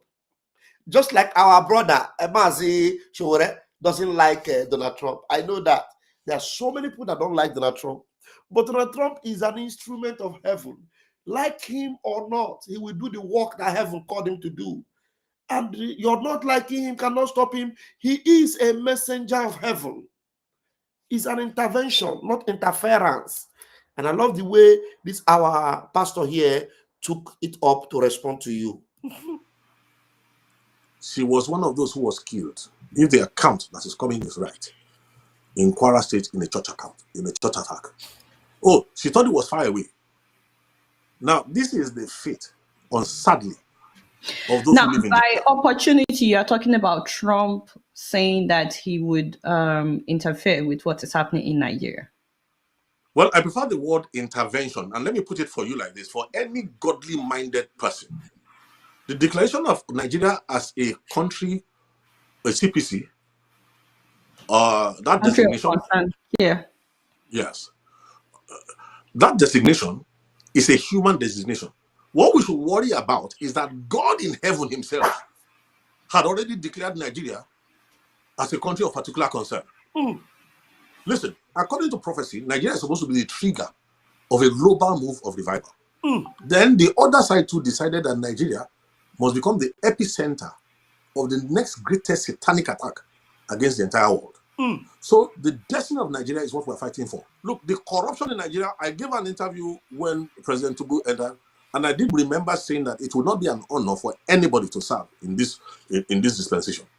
After the negotiation, he bought. Look, the mantra of this government is this: whatever problem money cannot solve will be solved by more money. Not realizing that there's a hyper-dimensional problem, a problem bigger than money. Look, let me tell you something, the mistake that he's making. The whole Nigerian budget, when you look at it every year, all said and done, comes to how much? Maybe about $30 billion. How much does the diaspora remit to Nigeria every year? $20 billion.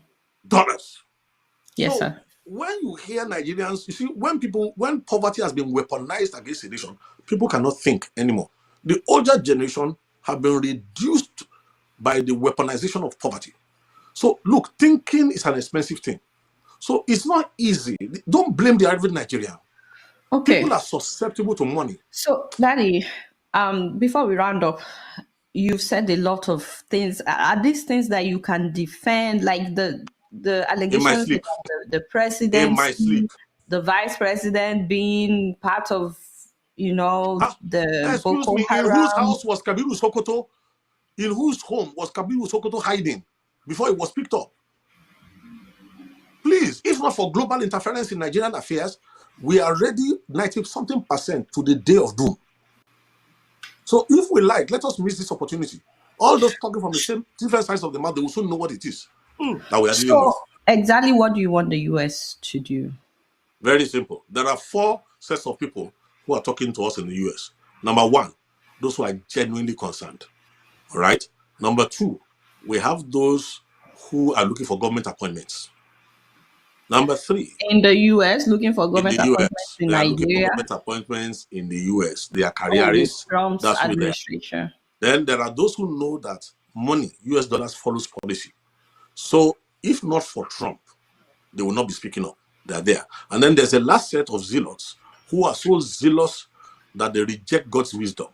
Those ones are what we call sincere ignorance and conscientious stupidity. They are equally as dangerous. So this is what I want us to do. If Nigeria cooperates properly with the window that God has used Trump to open, there's something that I cannot talk about in detail now. It's called the flight of 2 eagles. There's a bald eagle in that vision that can rescue the green eagle. Now, if we are able to eliminate the unnecessary voices that are fouling the waters in America for us, both within those against us and those for us, and remain only the voices that are looking forward to the future of Nigeria, let me tell you what will come out of it. Number 1, Nigeria will become a nation. Watch this, where the value of life will be something else. We will leap from quantum leap to the forefront of global civilization. all within 4 to 8 years. Number two, the Nigerian foreign exchange right now that is about 1,600 naira to the dollar can be brought down to at least 1 to 250 to 350 naira to the dollar if we cooperate properly with understanding to tailor the American response in a way that will be profitable to the global community. So, have you discussed any of this with the Nigerian government? Have you presented A government that is busy denying? Listen, the moment the Nigerian government is ready, even for President Tifnubu, there's a way of escape for him. I fear for his life. If you do a proper concatenation and look at the analysis of what's on the table, and the way these things are going, he can't trust anybody around him because there's an option open to them, which he's aware of. Okay? But Nigeria cannot afford that option. What's the option? Well, the point is this. If he cooperates with us, we have been studying this thing, we have been watching over this, we will create a Nigeria where no Muslim, no Christian is oppressed. Now, let me tell you this. When the generation of Awolowo and Zik and Co., when they got independence for Nigeria, Pax Britannica did not allow us to lay a firm foundation for a prosperous country.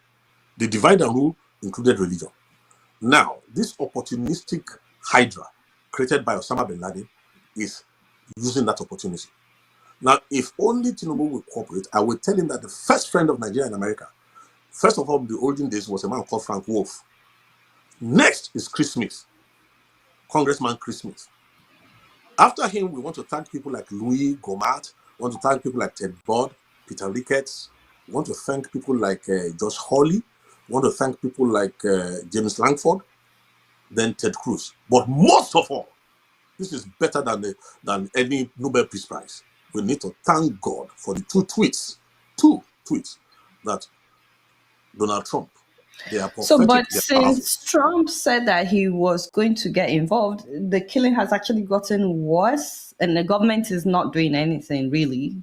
The young government is not doing that anything. needed to happen to prove to the Nigerian that the government is so compromised, it does not care about your life.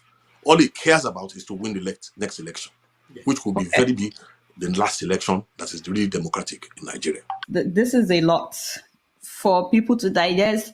In the course of this half hour, you have implicated the president, the vice president, the entire cabinet, the military is compromised. A lot of these things, like the military being compromised and so on, people know. You've talked about El Rufai, you've talked about Sheikh Gumi, the minister that you mentioned, Issa Pantami. Issa Pantami, what does he want to respond? His articles were on the Al-Qaeda website, globally exposed in France, everywhere. All the intel that has been given to Nigeria from foreign nations has been neutralized by the Nigerian government all these years.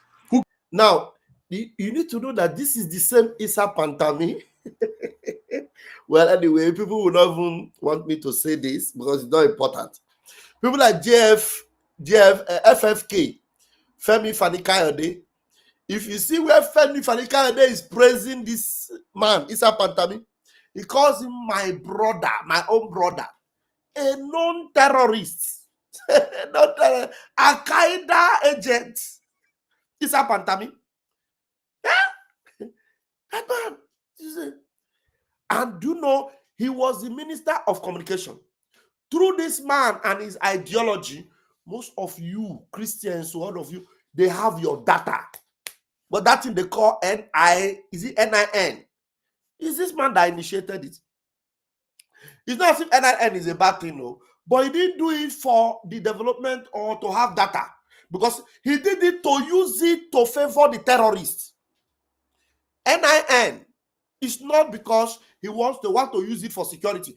Normally in abroad, they have NIN. They have that social number, the security number of everybody. In Italy, we call it codice fiscale. In Nigeria, they call it NIN. But this bastard initiated it to use it to favor the terrorists. That's what they are using. And then they have most of your NIN. The terrorists will now be using the NIN of innocent, just living citizens, people that are living a just life, people that are living a clean life. Terrorists will be using your NIN. Do you remember our Prime Minister have exposed that on his platform in one of his broadcasts? Is Issa Pantami is the one involved. Terrorists are using the identity of clean people. Some of you are working in the bank. You are working in an office. You are a business person. But a terrorist somewhere, a Boko Haram terrorist, a Fulani terrorist is using your NIN to do criminality, to do bandit ransom collection from the bank. So when they want to track that criminal, that terrorist, they will see your NIN. Very soon they'll start picking all of you up. You'll not be asking yourself, how did I do it? They'll say, look at you. How did your NIN come? It is this man, Issa Pantami. Issa Pantami. He was the Minister of Communication in Nigeria. And up to today, he's still very much effective in the government of Nigeria. They are controlling the things in Nigeria. Somebody like Malami is still very much effective in Nigeria. Do you know that Mazi Nnamdi Kanu being sent to Sokoto, it is not the ideology of Tifnubu. It is the workings of these terrorist people. But the God that we serve will shock them. It will shock them. Believe me, I'm telling you, it will shock them. That's why some of you on social media, I see some people crying. No, because look, it shows that you don't even know what you are doing. Because when they see you crying, you know, they'll say, we have got them. People, us. Do you remember that Mazi Nnamdi Kanu even told them, you think you can kill me? Even if you kill me, it will come quicker. So they know. Right now they know that Mazi Nnamdi Kanu need to be alive. Because if anything happens to Mazi Nnamdi Kanu, everything that Mazi Nnamdi Kanu has been looking for, if it were to come in 5 days, it will come in 2 days. Do you understand what I mean? So you need to understand that this pastor that came to do this expose, he's a fantastic guy. Fantastic guy. You know, let's allow him to repeat that. Issa Pantami cares about is to win the next election, which will be the last election that is really democratic in Nigeria. This is a lot for people to digest. In the course of this half hour, you have implicated the president, the vice president, the entire cabinet, the military is compromised. A lot of these things, like the military being compromised and so on, people know. You've talked about El Rufai, you've talked about Sheikh Gumi, the minister that you mentioned, Issa Pantami. Issa Pantami, what does he want to respond? His articles were on the Al-Qaeda website, globally exposed in France, everywhere. All the intel that has been given to Nigeria from foreign nations has been neutralized by the Nigerian government all these years. Who can deny that? I'm really hoping that the Nigerian government will respond. I'm really hoping that they would respond to this. Please, we have gone past that level. Where we are now is how do we save Nigeria? Now, you know, Adeola is still saying, I really wish Nigeria government will respond. Look, and I love this pastor. The pastor is telling her that, look, we have gone past that level. We don't need to be waiting for people to come and respond. Whether they respond, the people that need to do something should be getting ready. That's why, like today, we had a town hall. Just a handful of people come in, you know. But people came, but they're improving anyway. I appreciate the fact that they're improving, but we need to do more. Because with this thing we are doing, we are making this thing to go slow. Now we are supposed to increase, just like our prime minister, after he watched what happened to Mazi Nnamdi Kanu, he told us that our percentage must increase, our commitment must increase, our involvement in what we are doing must increase. Otherwise, we are not ready. Do you understand? So Adeola is asking the government to respond, but the man had something to tell her. You know, these are different now.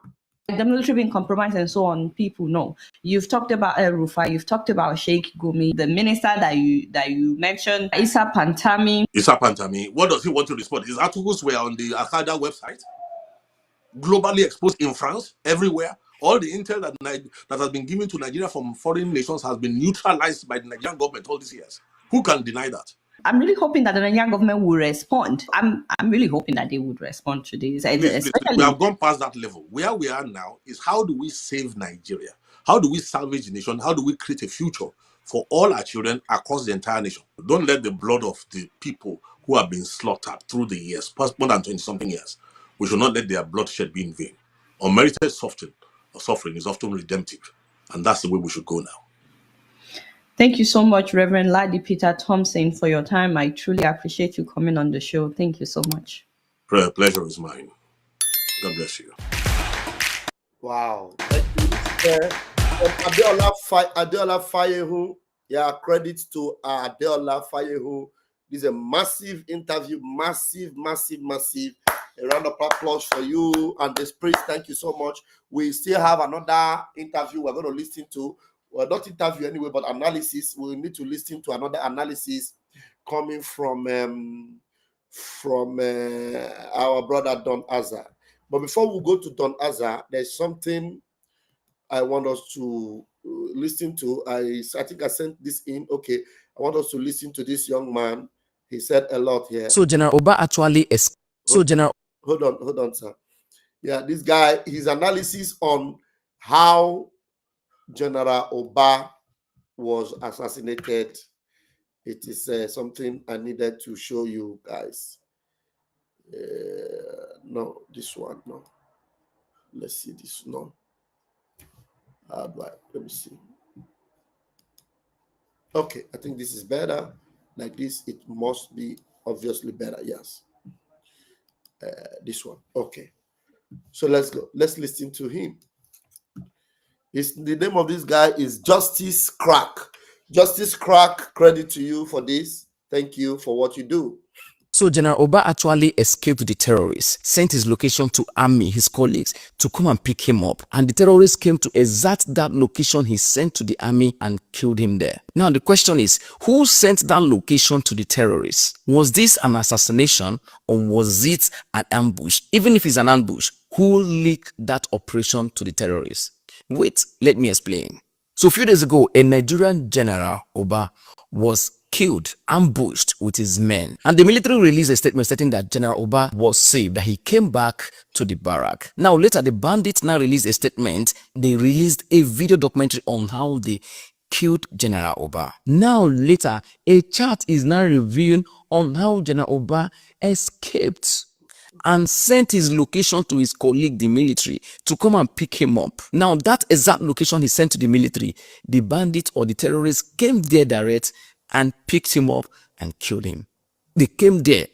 In the video, look at this video, you see how they were picked. They picked only him because he previously escaped from them. And they came back there and picked him because he sent his location to the army. The question is, which of the military people was the bandits tracking his phone? Do they have that kind of equipment to track his phone? Were they using drone to view him? Or is it the military that sent General Oba's location to the bandits? And again, since it was an ambush, who leaked that operation? Who told the bandit that they would pass that road at that point? There we go again. Repented Boko Haram, de-radicalized and rehabilitated and reintegrated into the army. That is the result. We might not know. It might be an assassination. It might be an ambush. Even if not ambush, somebody leaked that information. Our military are not safe. They are not. So if the military who are meant to protect the people are not safe, you, me, are we safe? My dear fellow citizens of this country of particular concern, my dear Nigerians, at this point, I don't know. I like that. My dear fellow citizens of this country of particular concern, please, I want him to repeat it again. And it's good to always say this to them. You, me, are we safe? My dear fellow citizens of this country of particular concern, are we safe? My dear fellow citizens of this country of particular concern, my dear fellow citizens of this country of particular concern, my dear fellow citizens of this country of particular concern, my dear Nigerians, at this point, I don't know who is coming to save us. Is America coming or not? Who is actually coming? Dear Nigerians, we have to come for ourselves before it gets beyond what is happening right now, because it don't pass. Water don't pass, Gary. We are finished. We are finished. Yes, that's true. Now, he did something again about Jackson, and I'm happy that the case of Sunday Jackson has... Hold on, sir. I'm happy about this case of Sunday Jackson. That one, America has taken it up also. It is another point to expose Nigeria. The case of Jackson. Jackson is a man that was in the farming. And as he was farming, Fulani terrorists or Fulani herdsman terrorist, attacked him and stabbed him twice. He was able to overpower the Fulani terrorists and was able to use the weapon of the Fulani terrorists and brought the Fulani terrorists down. He did to the Fulani terrorists what the Fulani terrorists wanted to do to him. Now, in judging the case, Nigeria government sentenced him to death. They sentenced him to death. You cannot compare and see Mazi Nnamdi Kanu. What did Mazi Nnamdi Kanu do? Now, this is Jackson. This is Jackson. They came to attack him. He fought back, and then they sentenced him to death. The person would have killed him if he didn't fight back. They sentenced to death. So the victims, the people that are at the point of being victims, are the ones that are suffering. Mazi Nnamdi Kanu speaking up against all these things, exposing, without any gun, with nothing. Yet they sentenced him to life imprisonment after he has won every case. You see how this terrorist government roll. So it is good that American government are now in the know. They now have it on their table. Mazi Nnamdi Kanu's case and Jackson's case. Okay, so let's listen to the analysis of this brother about this Jackson that have been sentenced to death for, fighting the terrorists that came to kill him. The case of Sunday Jackson has gone international. For some of you that don't know Sunday Jackson is a farmer that terrorists attacked in his farm. He disarmed the terrorists, used their arm, and unalive them. They caused sentencing to death. Anyway, listen to this. I want to read something from Nigeria's president. He says the characterization of Nigeria as religiously intolerant doesn't reflect our national reality. Religious freedom and tolerance have been a core tenet of our collective identity and shall always remain so. Nigeria opposes religious persecution and does not encourage it. He says the picture we're getting here is not accurate. Unfortunately, that is completely false. I mean, there are states in Nigeria that have blasphemy laws, people who are facing the death penalty right now for blasphemy against Islam. There's a person currently right now who's held in prison for defending himself from attack from a Muslim militant from the Fulani tribe. He defended himself, and he's facing the death penalty. So, no, there's serious persecution happening in Nigeria. I know the president, Tifnubu, is in a difficult position in trying to protect his interests there in that country, but they are complicit in this to one degree or another with statements like this. So imagine a country that protects the terrorists than its citizens. So when a terrorist attacks you, you should not defend yourself. They are not saying you should not even use your arm, because Sunday Jackson did not use his own, arm to, shoot them or maybe unalive them. No, he disarmed them, used what they wanted to use to fight him and fight them back. But guess what? He was sentenced to death for murder. See, he shouldn't have killed him. Should have called the police. Maybe they wanted Sunday Jackson to call the heavenly police, or to call the police in hell. And this guy is funny. He said maybe they wanted Jackson to call the heavenly police, because heavenly police, that is, if he ended up being killed by the terrorists and he gets to heaven, he would have called heavenly police. Please, or somebody just killed me in this world, in the world. Please come and help me. Or if he was a sinner according to the Bible teaching and he got to hell, he would have called the hell police. Come and help me. Oh, God have mercy. I want you to repeat that. Should have called the police for murder. See, he shouldn't have killed him. Should have called the police. Maybe they wanted Sunday Jackson to call the heavenly police, or to call the police in hell. Anyway, this is the Nigeria that we are in. I don't know what to say again. Enjoy your weekend. DC, Nigeria, from top to bottom, top to bottom, top to bottom, top to bottom. I love this guy. Please, his name is Justice Crack. Justice Crack, that's his name.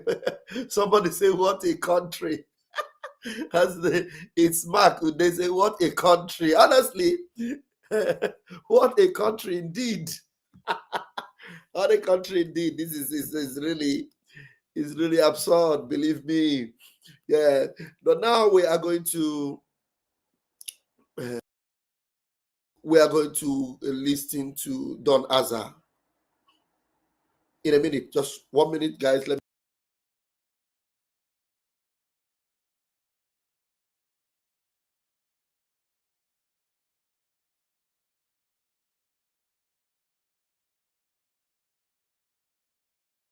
Let me bring Don Azar. Don Azar did analysis on the P2B. I have not watched it, so we are going to be watching it together. Mommy says the bandits can't operate an intelligence operation. Please, you need to know that we have our link. Oh, the link is there. If there's anybody that wants to come in, you can use the link and come in, or you can call so that we'll have interaction. Let's listen to Don Azar. He's our brother and our friend. He posts on YouTube every day, so please make sure you follow Don Azar. Don Azar is a fantastic analyst, wonderful. For me, he is top-notch, one of the best. One of the best. So let's listen to him. Hello, you are welcome to this class. Peter Obi don react to the conviction of Nnamdi Kanu. He wrote many things. Make no be like say I preempt you, no go read down. Cause the reaction, people they react. Then you go also tell us what you think about this matter. The way we write this thing. So people they verse. Many people. We just pick one. So Peter Obi have responded to Mazi Nnamdi Kanu's case. I didn't even know until I saw this video. So we are going to listen to Don Azar and let's see what Peter Obi had to say. I am interested. I want to know. Go down. Cause the reaction, people they react. Then you go also tell us what you think about this matter. The way we write this thing. So people they verse. Many people. We just pick one. Some other people say he write down word. We go see what he write. Okay. According to Peter Obi on Twitter, he thought say Kanu's conviction at a time like this. The news of Mazi Nnamdi Kanu's conviction should compel every well-meaning Nigerian to pause and reflect. This is coming at a time when our beloved nation is facing severe economic hardship, insecurity, and the consequences of poor governance. A town would suffer all these things. They convict Nnamdi Kanu. Rather than reducing tension have to reduce. This unfortunate development may well aggravate it. Okay, I have always maintained that Nnamdi Kanu should never have been arrested. His arrest, detention, and now conviction. Arrest, detention, and now conviction. 3 dimensions. 3 orders. Arrest, detention, and conviction. Represent a failure of leadership. There's something Peter Obi should always remember. You know, somebody should always put it right to him. And I think maybe Don Azar should also try and do that.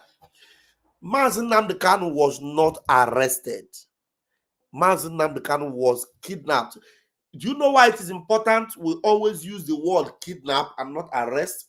Because when you use the word arrest, you are making it look like it was legitimate, that Nigeria did the right thing. So when you say he shouldn't have been arrested, it means that you are telling the world that Nigeria arrested Mazi Nnamdi Kanu, because in countries in this world, even in Europe, people are arrested. Even people are mistakenly arrested. And when they found out, they revert it and they order.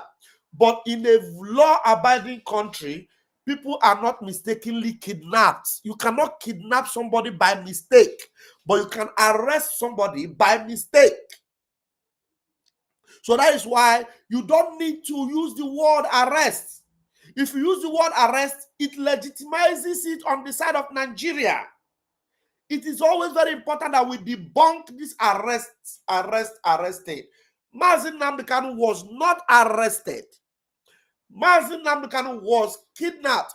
And when you talk about kidnapped, some idiots will come and tell you, but he jumped bail.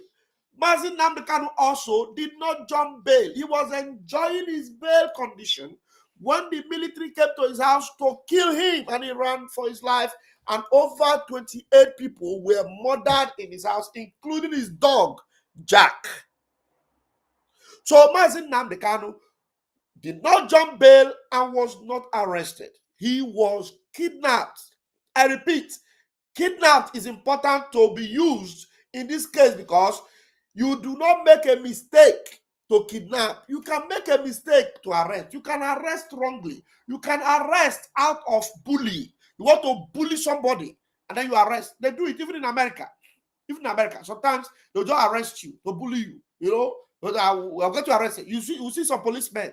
They say because the man is a black man, they arrest him. You know, they say because the man is, they arrest him. They get to arrest him. They say, oh, I will arrest you. I will arrest you. But they cannot say, I will kidnap you. Because when you say kidnap, I will kidnap you, it becomes a crime on the side of the person that is doing the kidnapping. So Mazi Nnamdi Kanu was kidnapped. Please, please, I beg you. Don't answer. I beg. Always debunk this thing. Mazi Nnamdi Kanu was not arrested. He was kidnapped. And Peter Obi, I don't know why, as intelligent as you are using the word arrest for Mazi Nnamdi Kanu. Was he arrested? Oko. Let's go and listen to it. Arrested.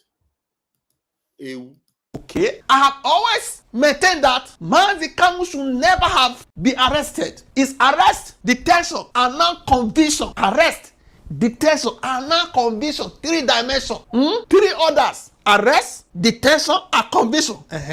Represent a failure of leadership and a misunderstanding of the issues at stake. Now, I want you to also understand before Donaza continues. I am not coming in a judgmental way to Peter Obi. I am coming in a correctional way because I know that what he's saying, he's trying to be in favor of Mazi Nnamdi Kanu, which is something very good, a solidarity that is needed, actually, from a fellow Igbo man, yes, or from a fellow human being. Solidarity that you should, do because you are a human being, you are a good person.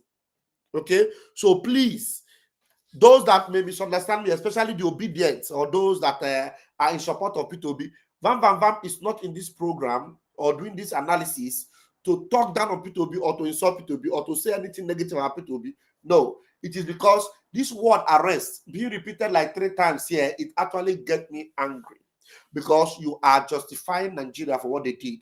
But when you call it kidnap, it shows the whole world what Nigeria have committed, this crime they have committed against Mazi Nnamdi Kanu. So it will make people to sit well and understand. So the kidnapper, not be even arrest. Do you understand what I mean?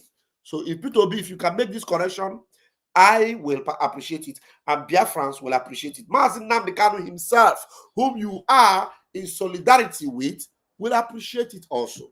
Thank you very much, Peter Obi. I don't mean any harm. Thank you. Leadership and a misunderstanding of the issues at stake. Una no understand what una dey do. It represents failure of leadership. Una no sabi lead. For years, I have consistently argued that dialogue, constructive engagement, and inclusive governance offer the path to lasting peace. You dey teach them now how to govern, okay? Coercion become necessary. Forcing person, trying to push person into something. Only when reason has been exhausted. When you stop to the reason, I mean, no get anything where you want talk, no get anything where you want renderize, you no sabi anything again. You call it force person all your way through. In this case, I submit that the reason was not only not exhausted, but was probably not exploited at all or not fully exploited. It was not be say they no get reason, so the point be say they no really go use them. It's like you get something. You say reasons was not only not exhausted, but was probably not exploited at all or not fully exploited. The concern Kanu raised were not unheard of. Kanu raised concerns. No be something we never heard before. The issues for which it demanded solutions were not insoluble. No be say we no get solution. Wetin they agitate for? No be say they no get solution. It only required wisdom, empathy, and a willingness to listen. If you no wan listen, you no go hear wetin they talk. In any functional society, such grievances are met with dialogue. For a functional society where they work, issues like these grievances are met with dialogue. Go dialogue and reforms aim at strengthening unity. To strengthen unity. The government's approach has only deepened the trust and created an avoidable distraction at a time when citizens are overwhelmed by harsh economic realities and insecurity. While some may insist that the law has taken its course, leadership often demands more than a strict mechanical application of the law. Nations around the world resort to political solutions, negotiated settlement, and even amnesty when legal processes alone cannot serve the broader interest of peace and stability. Nigeria is not an exception. Other countries, they do one, they negotiate, they dialogue. The handling of Kanu's case mirrors the government as a man trapped in a hole, but who insisted of looking for a way out, keeps digging deeper. Person wey trap for inside hole, going for look for a way out, they dig deeper. You think say the escape, they down. They dig your way into more problem. Oh, that's a good one. I think P2B deserves an applause for this. That's a good one. You know, actually, Nigeria have dig deeper. You know, their problem have been more compounded with this particular verdict. They feel it is a gain for them, but I bet you with my 10 fingers and my 10 toes, it is a loss. A billion loss for them. Believe me. Yeah, P2B, thank you. That was a good one. I want that to be repeated. Just repeat that. Look for a way out. They dig deeper. You think say the escape, they down. They dig your way into more way out. Keeps digging deeper. Person wey trap for inside hole, going for look for a way out. They dig deeper. You think say the escape, they down. They dig your way into more problem. Oh. Mirrors the government as a man trapped in a hole, but who, instead of looking for a way out, they continue to dig. It wasn't not only the government's predicament, but also the nation's collective condition. If we truly desire a new Nigeria, a united, peaceful, and progressive one, our leaders must choose healing over hostility, reconciliation over retaliation, and dialogue over division. Only by addressing grievances with justice, fairness, and compassion can we move towards a future where every Nigerian feels heard, valued, and safe. My ultimate call at this time, Peter Obi, without prejudice to how anyone feels about the decision of the court, is for us to be optimistic for peace and reconciliation, which will come in the end. I am also saying thereby that the presidency, the Council of State, and credible statesmen who love this country and who are interested in cohesion and inclusivity, bring everybody together, whether you are from the east, you are from the north, you are from the south, you are from anywhere, you are from the sky, you are from the ground. People that are interested, leaders, statements, should rise to the occasion of a lasting solution. Mokuna rise. Presidency, Council of State, credible statement, who love Nigeria, really love Nigeria, and who are interested in cohesion, one Nigeria, and inclusivity, bringing everybody together. Not be say, because you are from Yoruba, now I go carry nobody. Because you are Igbo, I go carry nobody. Because you are Hausa, Fulani.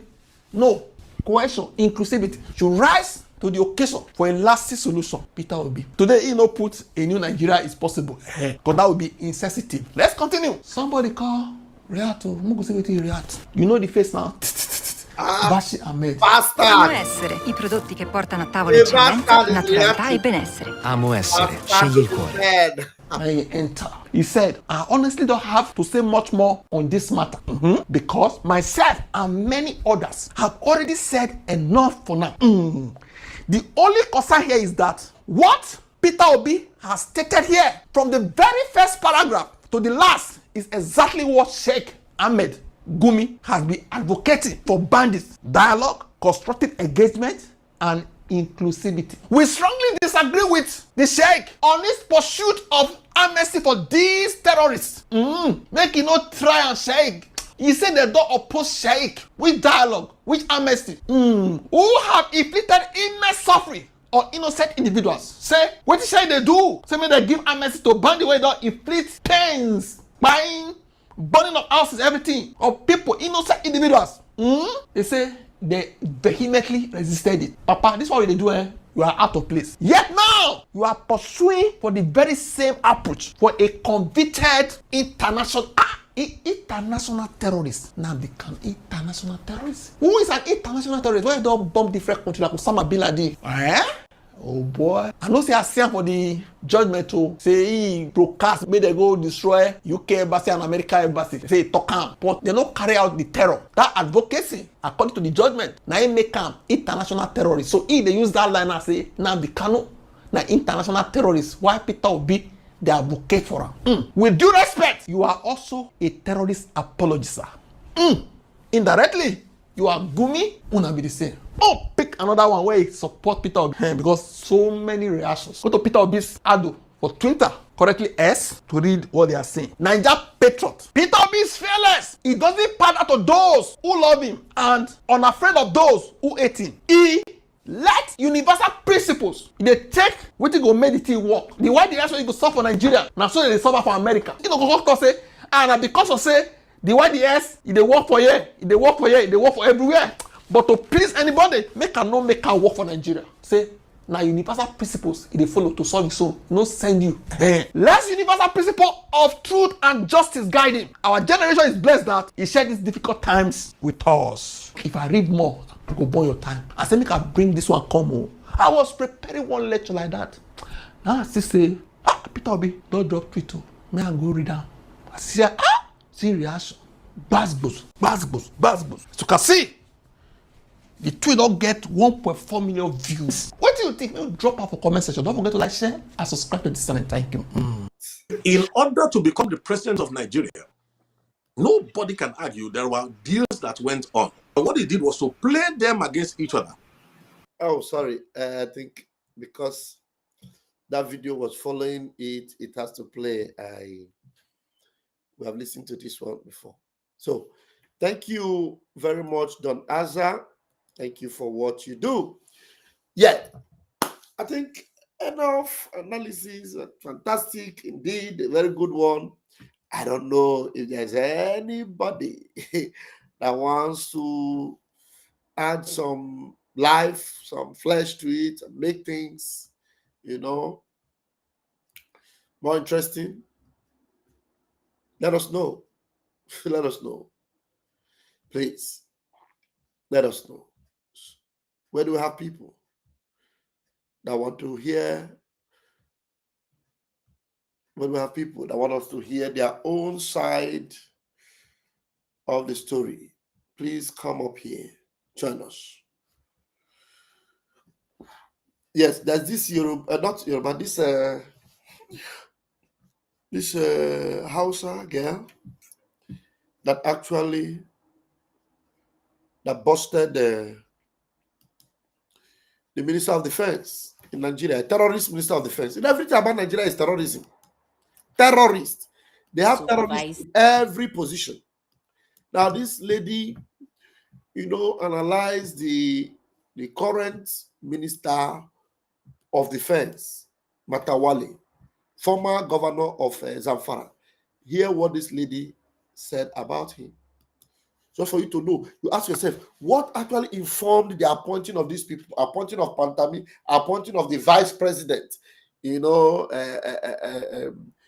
Kashima, what's his name? Kashima, the vice president, who is a terrorist, sympathizer and a terrorist organizer himself. And then this Matawale, let's listen to what this young lady said. Now, before we go into who currently owns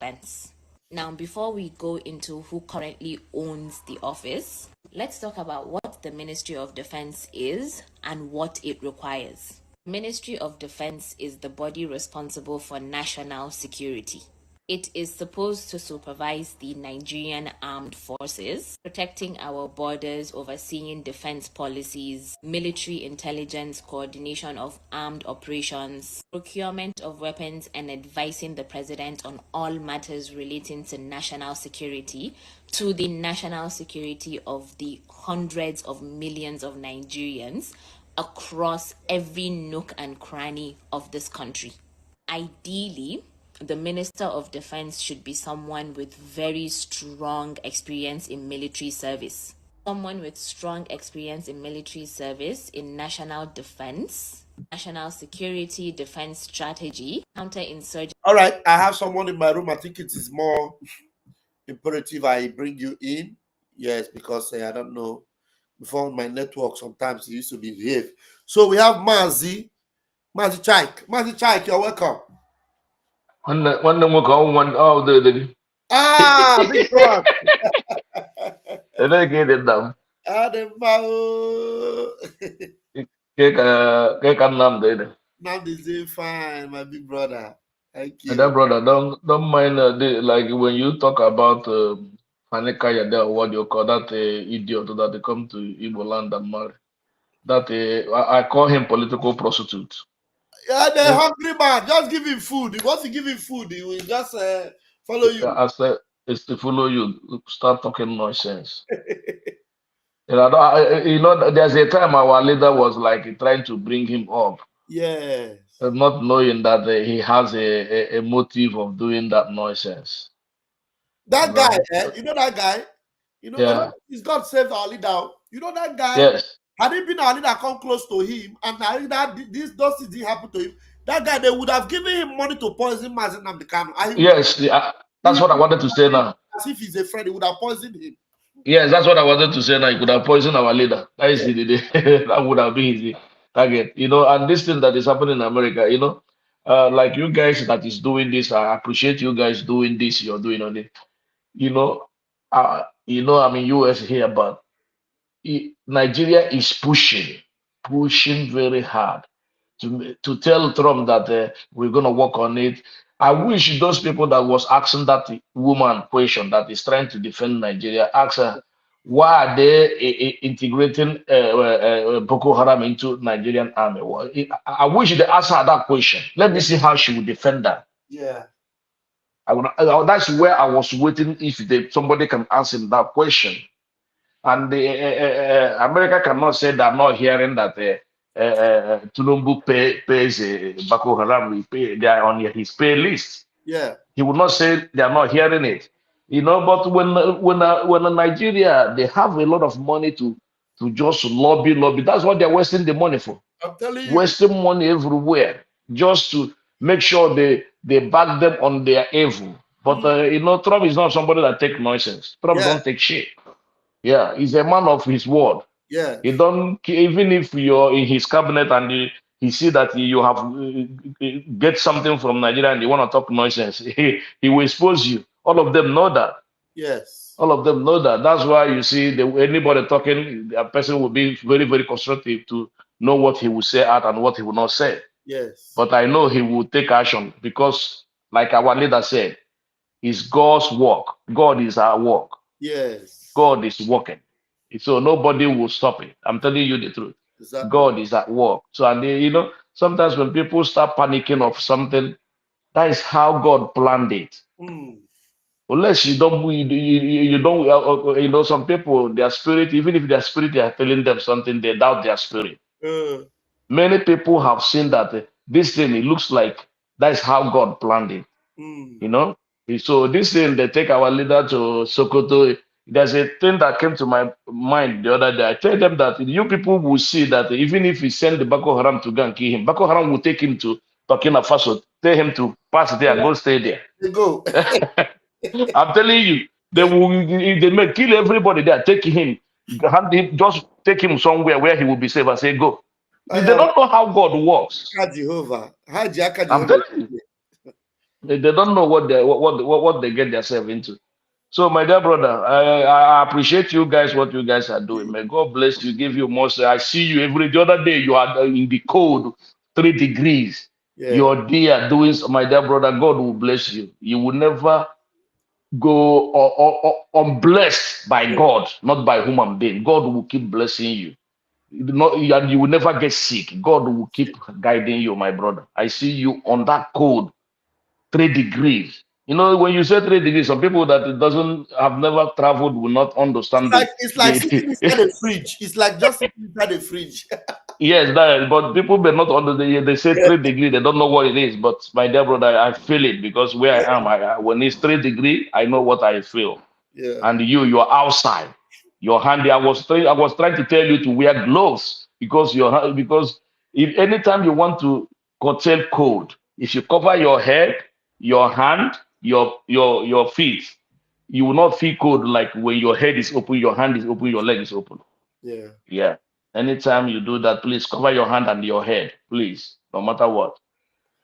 Yeah, have a good night, my brother. Greet Nand for me, please, Thank you my so dear. much. All of them will fall. They will Yes. see Nand coming out. Ah. All the enemies, they will Yeah. see him coming out. Yes. Trust me for that. For sure. Thank you, my dear. Thank you Thank so you. much. Thank you so much. Ndewo. Thank you. Good night. Ndewo. Good night. All right. So, my Biafran people, let's listen to what this young lady was saying. Please, if there's anybody that wants to come in, I will see take you. All right. So, listen to what she's saying about this Minister of Defense. I will start it from the top again. Now, before we go into who currently owns the office, let's talk about what the Ministry of Defense is and what it requires. Ministry of Defense is the body responsible for national security. It is supposed to supervise the Nigerian armed forces, protecting our borders, overseeing defense policies, military intelligence, coordination of armed operations, procurement of weapons, and advising the president on all matters relating to national security, to the national security of the hundreds of millions of Nigerians across every nook and cranny of this country. Ideally, the Minister of Defense should be someone with very strong experience in military service. Someone with strong experience in military service, in national defense, national security, defense strategy, counterinsurgency operations, intelligence work, or at least expertise in defense administration. Someone who understands troop deployment, someone who understands conflict zones, military logistics, threat assessment, weapon procurement, and the very architecture of national security. Now, let's look at who we actually have as the Minister of Defense. Nigeria's current Minister of Defense is Bello Matawalle. Okay. Yes, the former governor of Zamfara State, the person who was the governor between 2019 to 2023. Yes, the same Zamfara that is one of the most terror-plagued states in the northern region. Now, you might be asking yourself, what is his qualifications for being the Minister of Defense, right? His background is that he started off as a teacher in a government girls' college in Moriki and one other place in Zamfara State. Then he became a civil servant where he joined the Federal Ministry of Water Resources. And then he gave politics a shot where he ran and won a seat in the National Assembly, and he left the Federal Ministry of Water Resources. That is in 1998, and he has been in politics ever since. He held multiple political positions, including being a House of Reps member at some point before he became the governor of Zamfara State.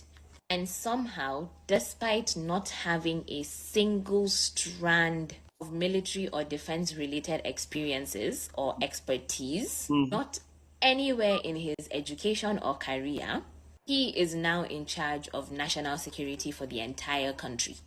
This is a man who has never served in the armed forces, never officially trained in defense strategy, never managed a military operation, never worked in intelligence, and never handled any form of defense logistics. But he has handled Boko Haram.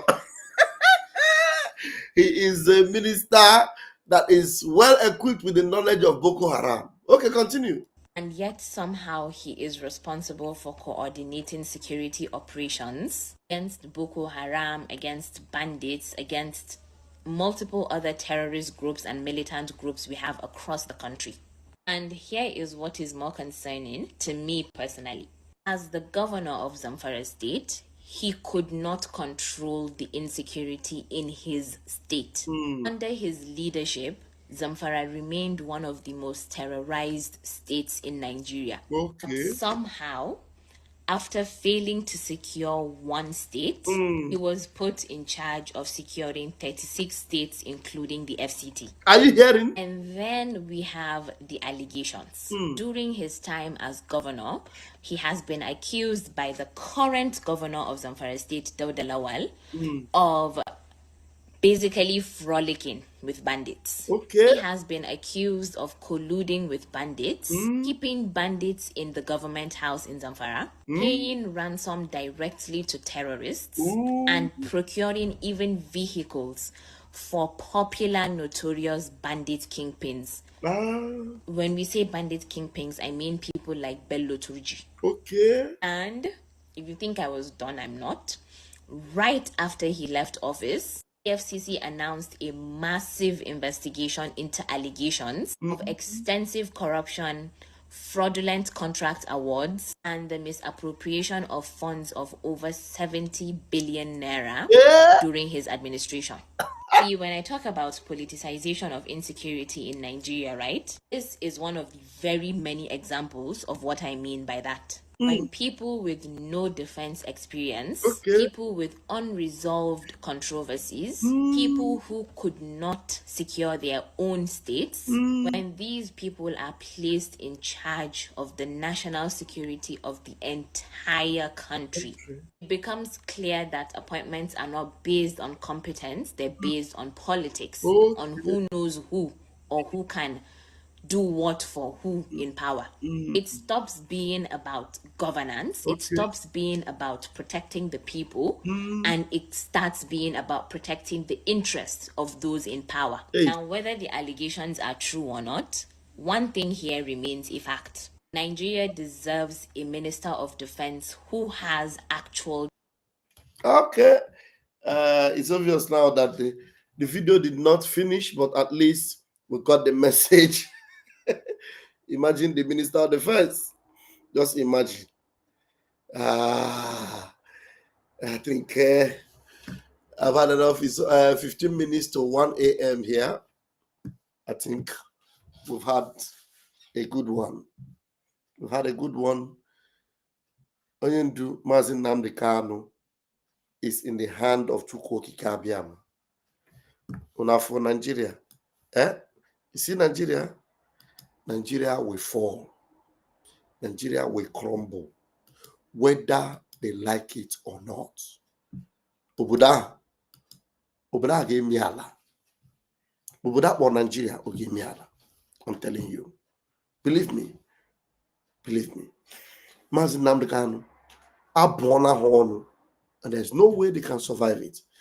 And I am happy that our Prime Minister, his release is something that must happen, obviously, and definitely as sooner than we even expected, so that if even before, but if so they know to Biafra, those of you that you know what to do, you know where to support, you know how to place your support. Please do that. And then there's a link I will send to some of you. Those of you that want to join the Biafra Worldwide, please get in touch with me. Just call me. Call me on +3935 100 521. Call me. I don't think it's a good idea for me to put the link in public, because if I put the link in public, even terrorists will want to enter that link. So it doesn't make any sense. So call me as a Biafran, and I will send you the Telegram link of Biafra Worldwide Group. We have a platform on Telegram called the Biafra Worldwide. And we still have the platform called the Biafra Divine Project Group, the 100 Men.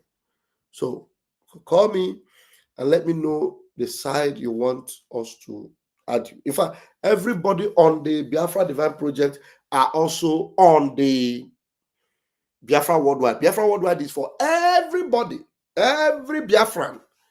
We should have up to 1 million people there, if possible. So just call me and tell me, this is my Telegram number. On Telegram with this number, please add me to the Biafra Worldwide, and that will add you. Very, very important. Very important. So I will leave you here, and we need to do that by praying first. So let's join our leader, Mazin Nnamdi Kanu, to pray, and then it will be a good night. onye nwe m na Chineke nna nke igwe biko dịka isi wee napụta ụmụ gị n'ọbụ n'Ijipt gotu ebe wezuga ụmụ gị bụ ndị Biafra mgbe ekwensu bụ zuu nke mmadụ dị ndụ kere anyị wee na-aja gị mma na-asị gị n'ime ọnọdụ anyị anyị ga-ekele ha nsọ gị wee nye gị nsọpụrụ n'ụtụ na eji ama mgbe niile n'ihi na anyị enweghị chi ọzọ ewezuga gị anyị nwe anyị anaghị efe arụsị ọbịa mere iji wee na-agọzi nsọmụkwụ anyị niile ọbịa mere IPOB ji wee gbaa mgbọrọgwụ n'ụwa niile anyị anaghị atụ egwu mmadụ dị ndụ anyị wee na-eto gị eze ebube dị ngọzi si gị biko gbatara anyị ọsọ enyemaka ọ bụ naanị gị bụ onye anyị refe nwanyị bụ isi ala nye ka i wee napụta ndị gị n'ọbụ nke ekwensu anyị wee na-enye gị ofe na nsọpụrụ na ija ma na-asị lekwa ka ndị iro anyị niile ka kasị wee baa ha ọnụ ha wee daa hapụ ikuni ọzọ obodo ekwensu bụ zu ala nwekwa n'iyi eze ebube dị ngọzi anya ọnwa anyị bụ ụmụ gị wee na-akpọkọ ha nsọ gị na-asị na enweghị chi ọzọ egwezuga gị anyị wee na-aja gị mma wee na-eto gị na-asị onye kere ihe niile kere eke mana nwe onye kere na n'otuto niile na nsọpụrụ niile na ịja mma niile site n'ebighị mmadụ onye bi ka a na-arịọ gị ise. I'd like to play this song too. I'd like to play this song before I go.